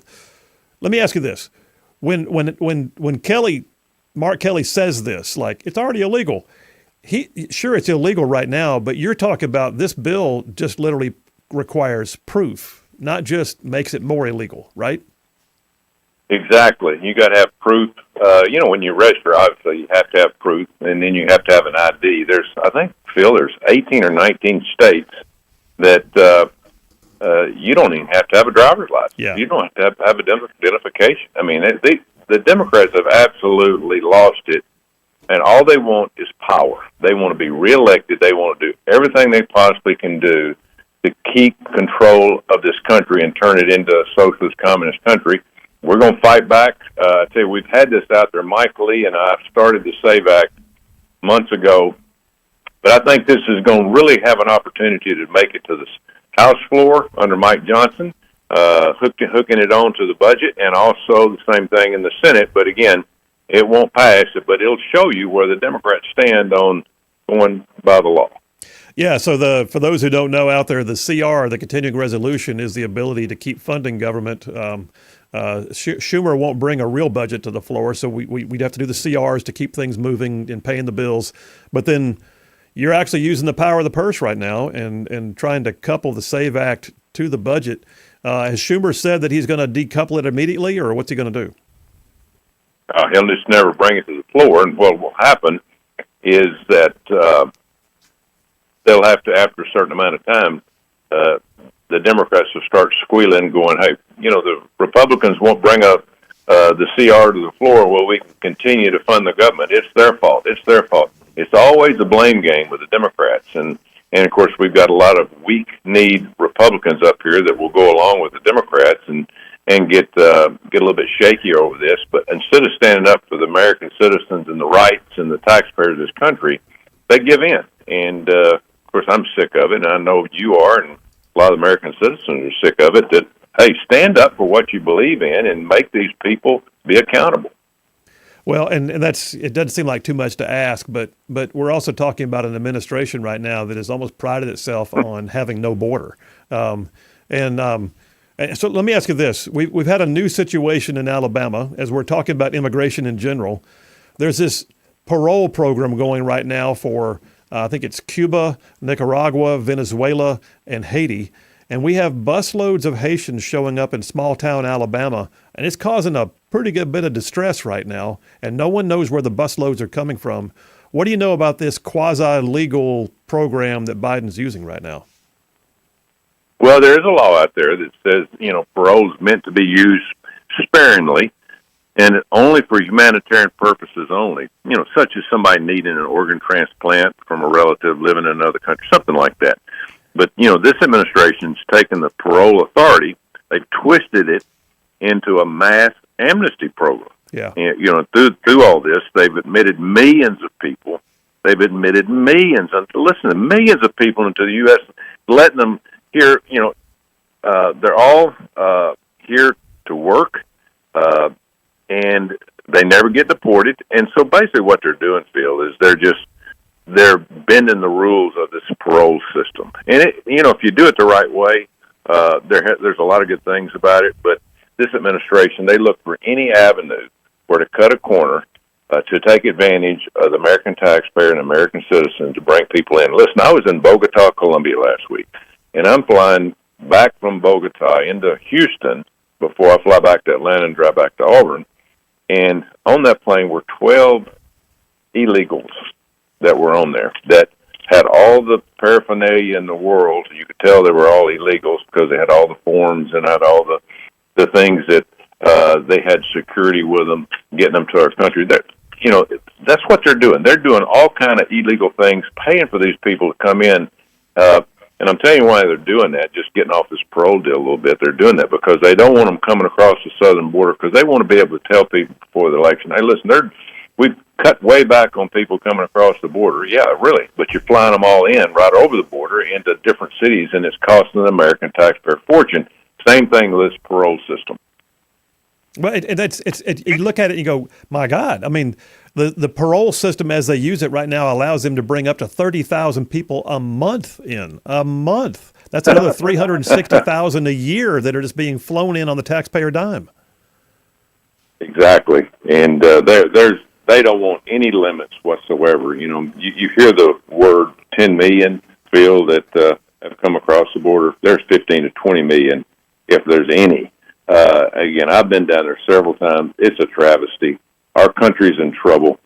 These people can't tell the truth. I'm anxious to see tomorrow night in this debate of where she goes in the direction of the border. Now, I guarantee you one thing she'll bring up. Hey, listen, I'm all for this the border law that the Republicans voted against. And they didn't allow it to happen. But we need to bring that back up and make it a new immigration law. Well, that immigration law allowed 5,000 a day to come into our country. Yeah. 5,000 a day. Yeah. We don't need anything close to that, because the American taxpayers today, we're paying $10 billion every 2 weeks for these people in our country. Well, and I don't understand how they can't see the strain that it's putting on systems, even to the extent that you've got Democrat mayors screaming at the Biden administration that they can't take anymore, but they continue to take more. I don't know where the common sense ever plays in. Well, there's no common sense. You can't find that in the dictionary up here in Washington D.C. Common sense is not in there. And again, all they want to do is get more people in here to vote for them, so they can push this socialist communist agenda. Folks, we're being overrun by illegals. These illegals will be allowed to vote, unfortunately, in a lot of areas. And we're going to have a tough time winning this election. But I'm going to tell you, the American people are going to stand up and put Donald Trump in there, and we're going to stop this madness. And, again, I was being in the Central America over the last couple of weeks, visiting Panama and Venezuela and Colombia. These people are looking at us, looking at me going, what are y'all trying to do to your country? Yeah. Do you not see what's happening to the socialist agenda that's in these countries down here now? We are going under. We're bankrupt. People don't have jobs. They're starving, and you're trying to do the same thing. Who come up with this brainchild in America? Well, the socialist communists of Barack Obama and all these people that have been pushing it for years. And it's going to get here, folks, if we don't step up and say enough's enough. Well, and going back to the SAVE Act again with about a minute and a half or 2 minutes left, the states that have chosen to take Alabama being one, our Secretary of State's been doing a good job of trying to clean up the voter rolls and make sure that people see what's what. I saw Heritage Foundation put out a report recently that said that they had in Virginia, they discovered more than 11,000 alien voters were registered over the last decade. That's 11,000 that they've cleaned off their rolls. That tells you that they're signing up. We know they're signing up, and that's just a recipe for disaster.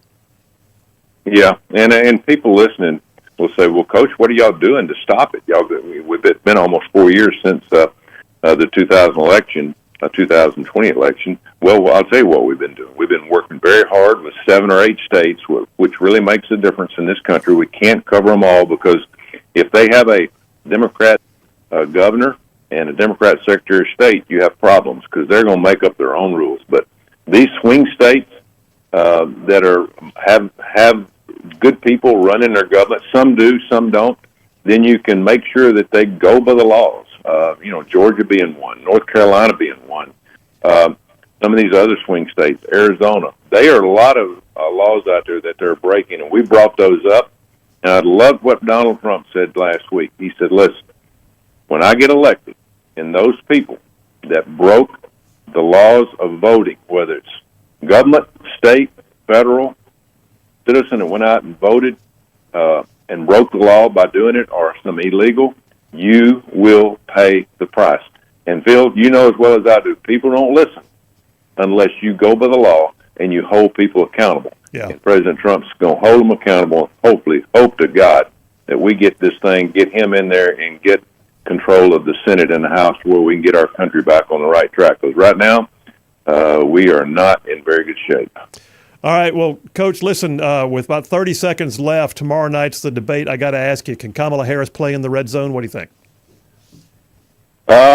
I tell you, I just hope President Trump lets her talk because American people need to listen to this malarkey she's pushing. Bernie Sanders said the secret yesterday on Meet the Press. Listen, she's going to say whatever it takes to get elected. Yeah. She is very progressive. And they don't mind, Phil. That's what gets me. They don't mind just telling the people, hey, we're going to lie to you, and we're going to get you to vote for us, and then after we get elected, we're getting ready to turn this place into a socialist country. Well, I'm looking for her to go 3 and out. That sounds good to me. But well, listen, and that's the truth. Senator Tommy Tuberville, we sure appreciate your time, and we'd love to see that SAVE Act pass. So get her done. We're working on it. Thank you. Thank you. Take care now. All right, that was your U.S. Senator Tommy Tuberville. That SAVE Act is huge. It's hugely important. I mean, you can't. There's no reason why it shouldn't get passed. Oh, it's already the law. No, it's not already the law. There is no law right now on a pattern basis that requires proof of citizenship to vote, and that's all we're asking. Especially when you've got 10 million that have flooded our borders, and we know that there's some of them signing up. Just caught one in Alabama this week. All right, Big Rig, I ran long. Take me to a break, brother. We'll do the break right now. We'll come right back. We'll keep this going, talking about the immigration nation. Oh, I got some stories, y'all. Stand by. Phil Williams, Rightside Radio. We'll be right back.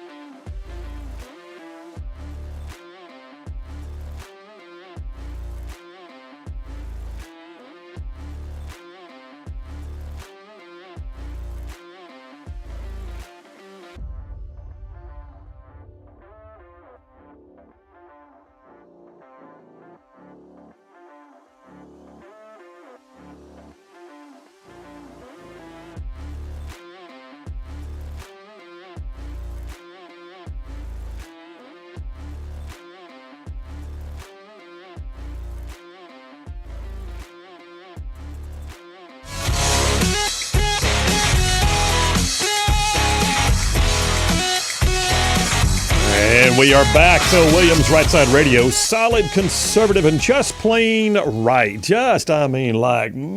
Pulling pins on the truth grenades. So I got to remind you guys, so Inspire Advisors, one of our advertisers, does an amazing job at helping people to find things to invest in, to add to their portfolio, if you will, or to change in their portfolio that will literally increase your bottom line, but also be helping you be proud of what you're investing in.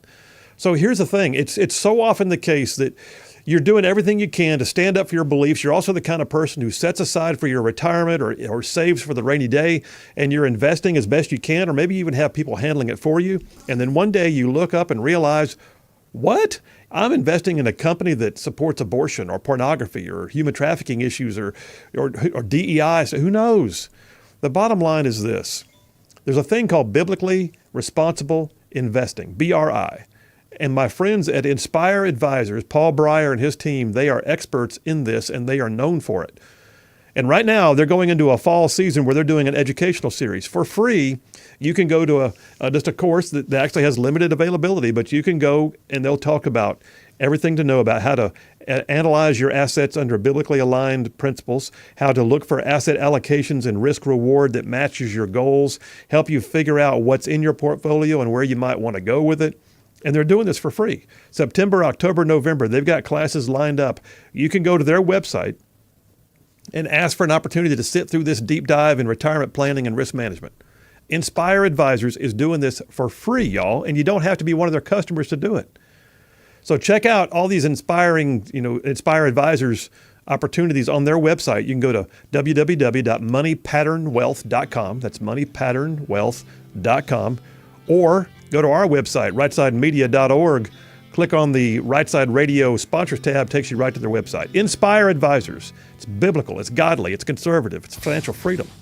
And we will be right back with more on Immigration Nation. Phil Williams, Rightside Radio. Y'all stay tuned.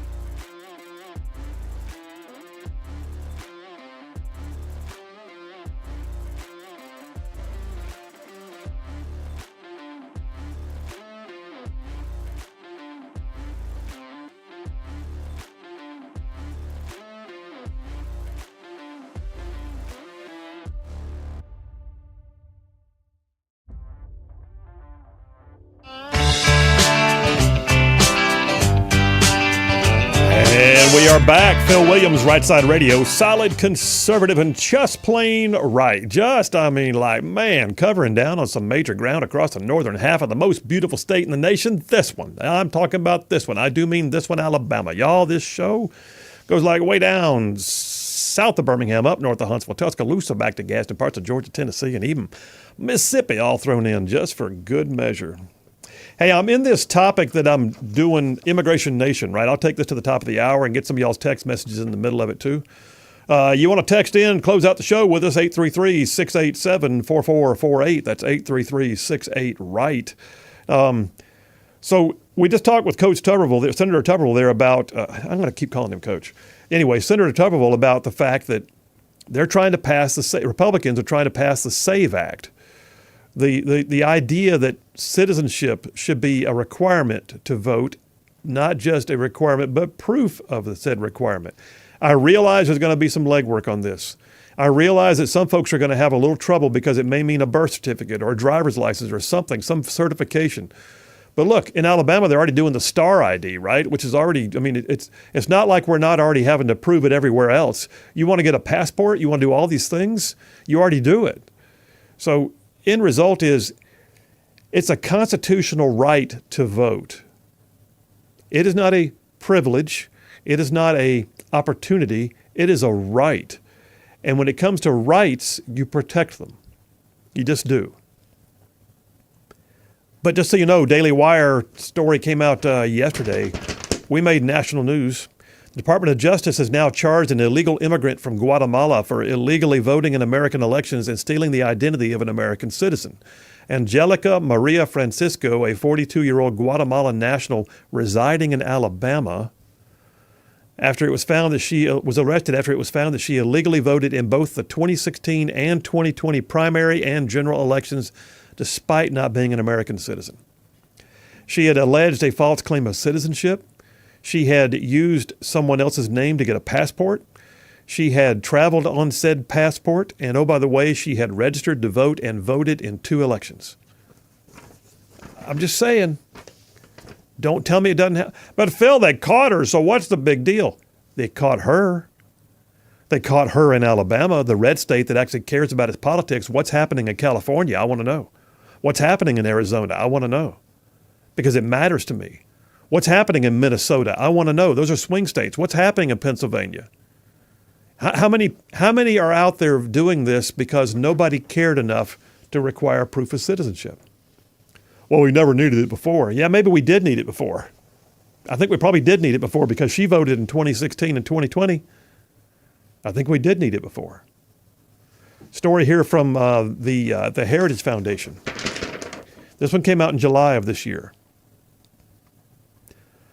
It says you can post a sign saying it's 65 miles per hour, but that doesn't guarantee drivers will adhere to the speed limit. In fact, most of them don't.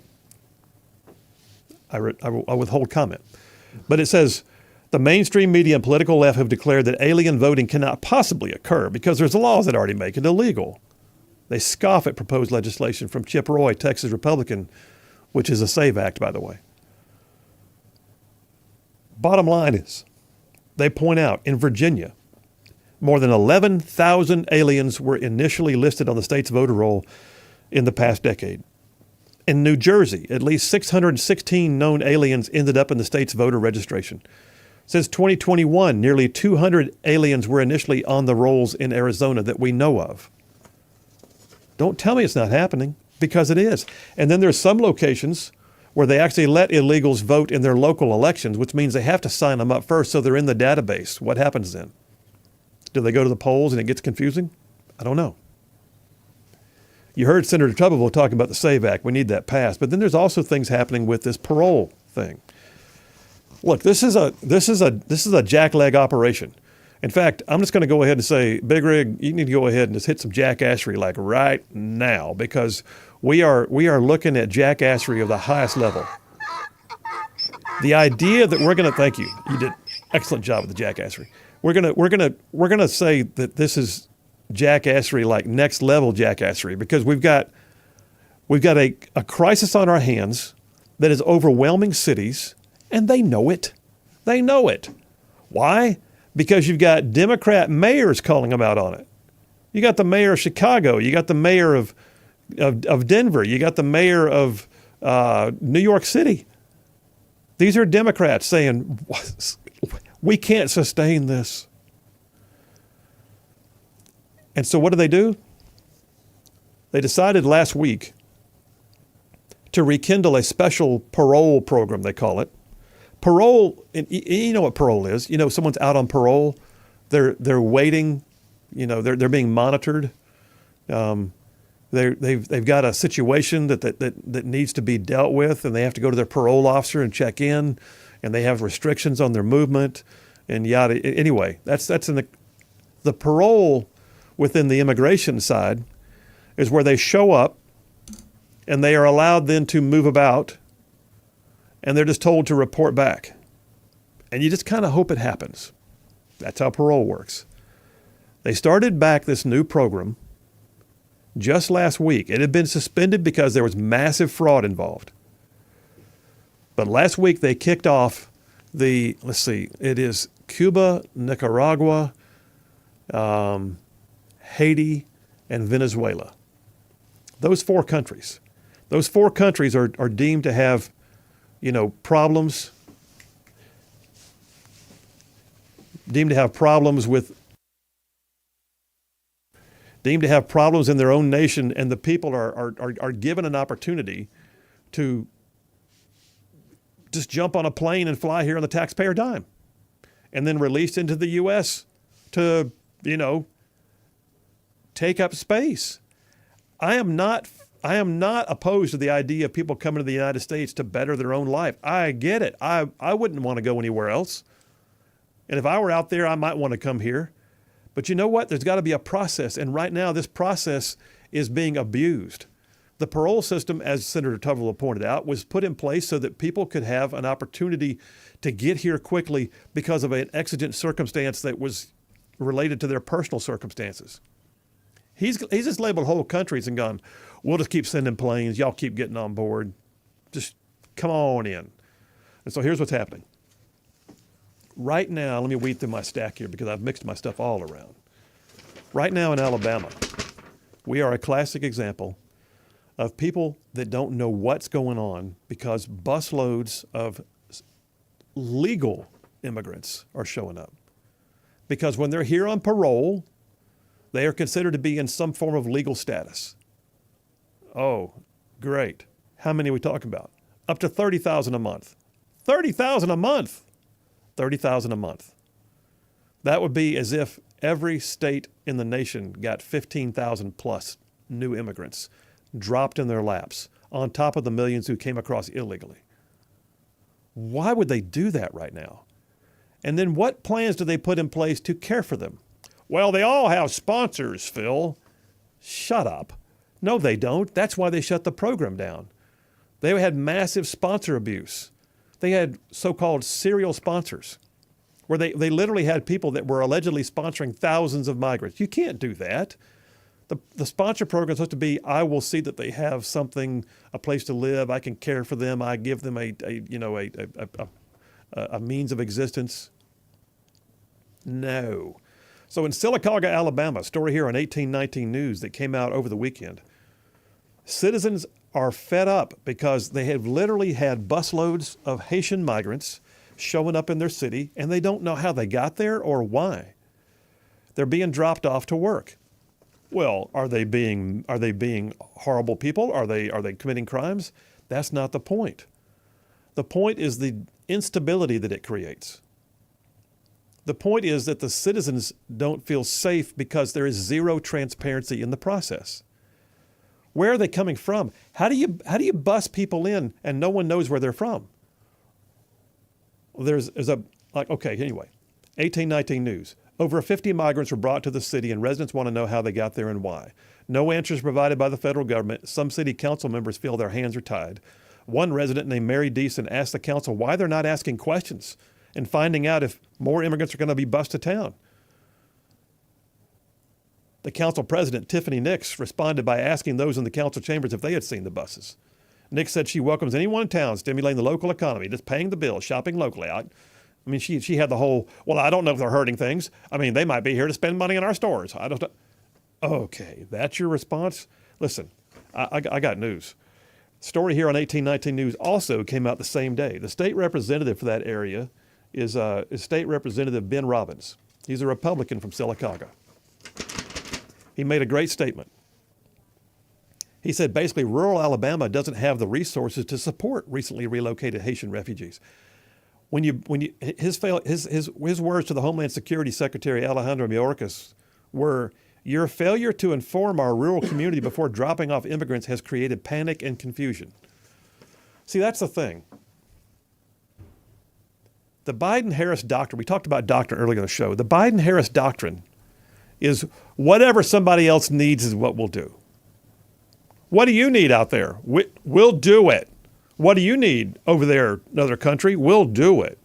What do you want to do for your foreign policy, other country? Well, we'll do that. The Trump doctrine is just the opposite. The Trump doctrine was literally America first. When you have a program that helps other people, you can try to say, well, we're helping. Great. That's cool. You're helping. Are you helping to the point that you're hurting your own? Because at some point, your own have to be cared for. If I were to look at my neighbor's kids needing something to eat and get something to them, that's a good thing. If I took the food off my children's table to go feed my neighbor's kids so that my own children went hungry to the point of debilitating their health, have I done something right? Or have I done something that child services would call me on? And that's where we are. We are not talking about not having a heart of benevolence or a desire to see people better their existence. We're not. What we're saying is, how about you talk to us in the process? How about you tell us the whys and the wherefores? How about you tell us how we're supposed to help you help them?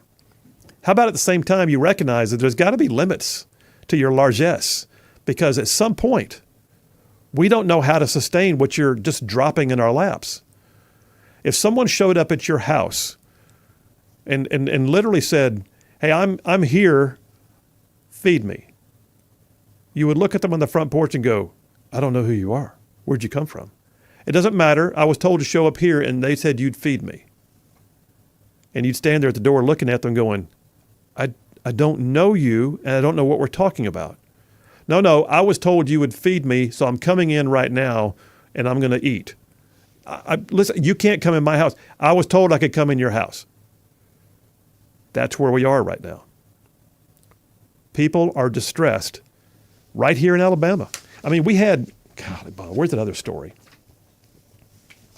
Asian migrants in, where is that? I'm looking at it right now. It's in Ohio. Yes, in Ohio. Springfield, Ohio. The situation with Haitian migrants there has gotten to the point, are they on the parole program? Allegedly. And they're also going into the parks and they're killing the ducks and the geese to eat them. And we have a story right now that is drawing a lot of attention, and liberals are going, that didn't really happen. Well, it did happen. I've seen the body cam footage of the woman kneeling down in the driveway of someone's house eating their house cat. And you look at it and go, my God, at what point do people have to say, stop? All right, we're going to take a break right now. We'll come right back. I got some text messages. I can see George from Huntsville texting in about Springfield, Ohio. Yep. I'm just telling you, I had a stack of stuff on this. No way I could even cover it. The bottom line is this. Transparency would probably help a lot. But right now, we are not looking at America first. Phil Williams, Rightside Radio. Y'all stay tuned. We'll be right back.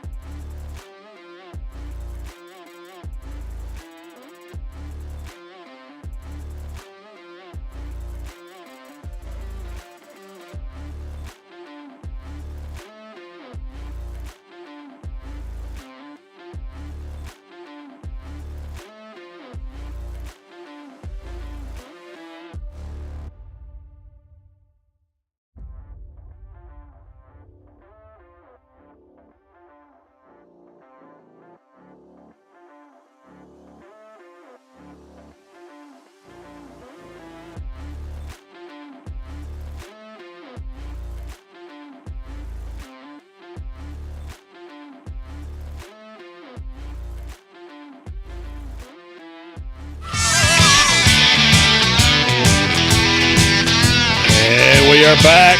Phil Williams, Rightside Radio. Solid conservative, just plain right. Making common sense like a superpower. So many of y'all have been texting in.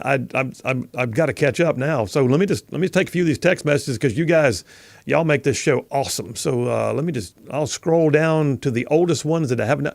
Dustin from Hillsborough saying, any debate party is out there? Debate viewing parties? I don't have one. I plan to watch it, but I don't.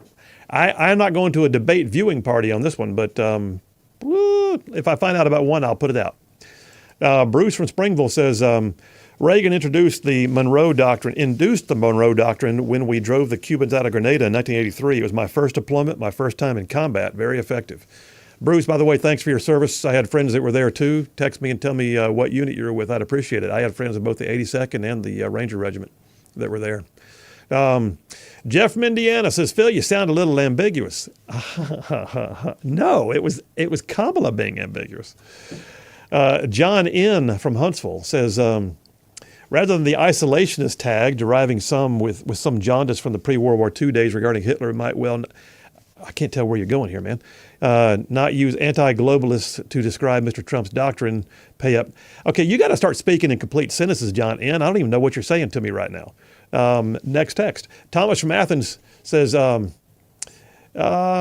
Thomas, thank you for that. We'll take a look at it. Adam from Athens says, 2 weeks in a row and no mention of Tennessee, just disappointed in JP. Well, you know what, Adam? We'll see if we can't get that in the 3 and out or the 2-minute warning for next time. Jay from Legtown, that's Iamaleava. I don't know what he's saying to me. Better learn how to say it because you're going to be saying it a whole lot. What are you trying to say to me, Jay from Legtown? I do not understand. Robbie from Moniana is making a prediction. Texas will lose to Bama. And then he also says Alabama 42, Wisconsin 17. Well, now there's an ardent Alabama fan. Kenny from Huntsville says, hey, Phil, why is no one or very few give much attention to Mark Zuckerberg and what he did in the 2020 election? He funneled millions and millions of dollars into mostly Democrat precincts. Yeah, Zuckerbucks. We do know. And people are covering it, but they've also passed laws to prevent it. In Alabama, it's been bound. And on top of that, you've got Zuckerberg recently got called on the carpet and actually issued his mea culpa, apologizing for several things. So, Kenny, it's not like it's a non-issue. It just hadn't been the issue when you heard it. Gina from Pell City is what she sent to me. Something about, yes, it's Representative Ben Robbins. Thank you. I think I got that, Gina. Thank you very much. He represents that district in Sylacauga. Shane from Athens says, hey, Phil, speaking of Immigration Nation, did you see the news about Disney moving to Nashville at the end of September because of Governor DeSantis' policies? No, that's not going to happen. That's not going to happen. They can't. I have not heard that, Shane. If you have an article that's like legit, I'd like to see it because I cannot imagine them you don't just pack up Disney World. I mean, you might go beg for some, space from the law or whatever, but you can't just pack up Epcot and Disney and put the Small World ride into a truck and take it to Nashville. It doesn't work like that. Besides that, Nashville's, pretty tough too. George from Huntsville says Springfield, Ohio is being flooded with Haitians. They're eating geese, ducks, and pets while setting up camps in front yards, driving and wrecking cars and causing mayhem. I don't want that to happen here. George, I agree. And I don't want to paint every person who comes across the border in the parole program as being an evil person, but there is literally, so they're coming from Haiti, a country that is in complete disarray. Like it's a failed state. And then you look at it and go, well, when they came here, they didn't come here with, we're not bringing in the best of the best, if you know what I'm saying. We're bringing in people who already live on the streets, and now they're living on the streets again, and it's not a good plan. John from Huntsville has the grades in. He says JP gets an A- for his okay performance. He says, tell JP he needs to talk less about Nick Saban. Big Rig gets a solid A.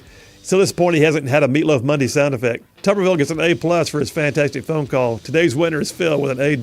Congratulations. Thank you. Thank you very much. Appreciate you, John. All right, listen, you guys. We're here tomorrow, and don't forget, in the meantime, there are more of us than there are of them. God is still on his throne. Stay in the fight. We'll see you tomorrow.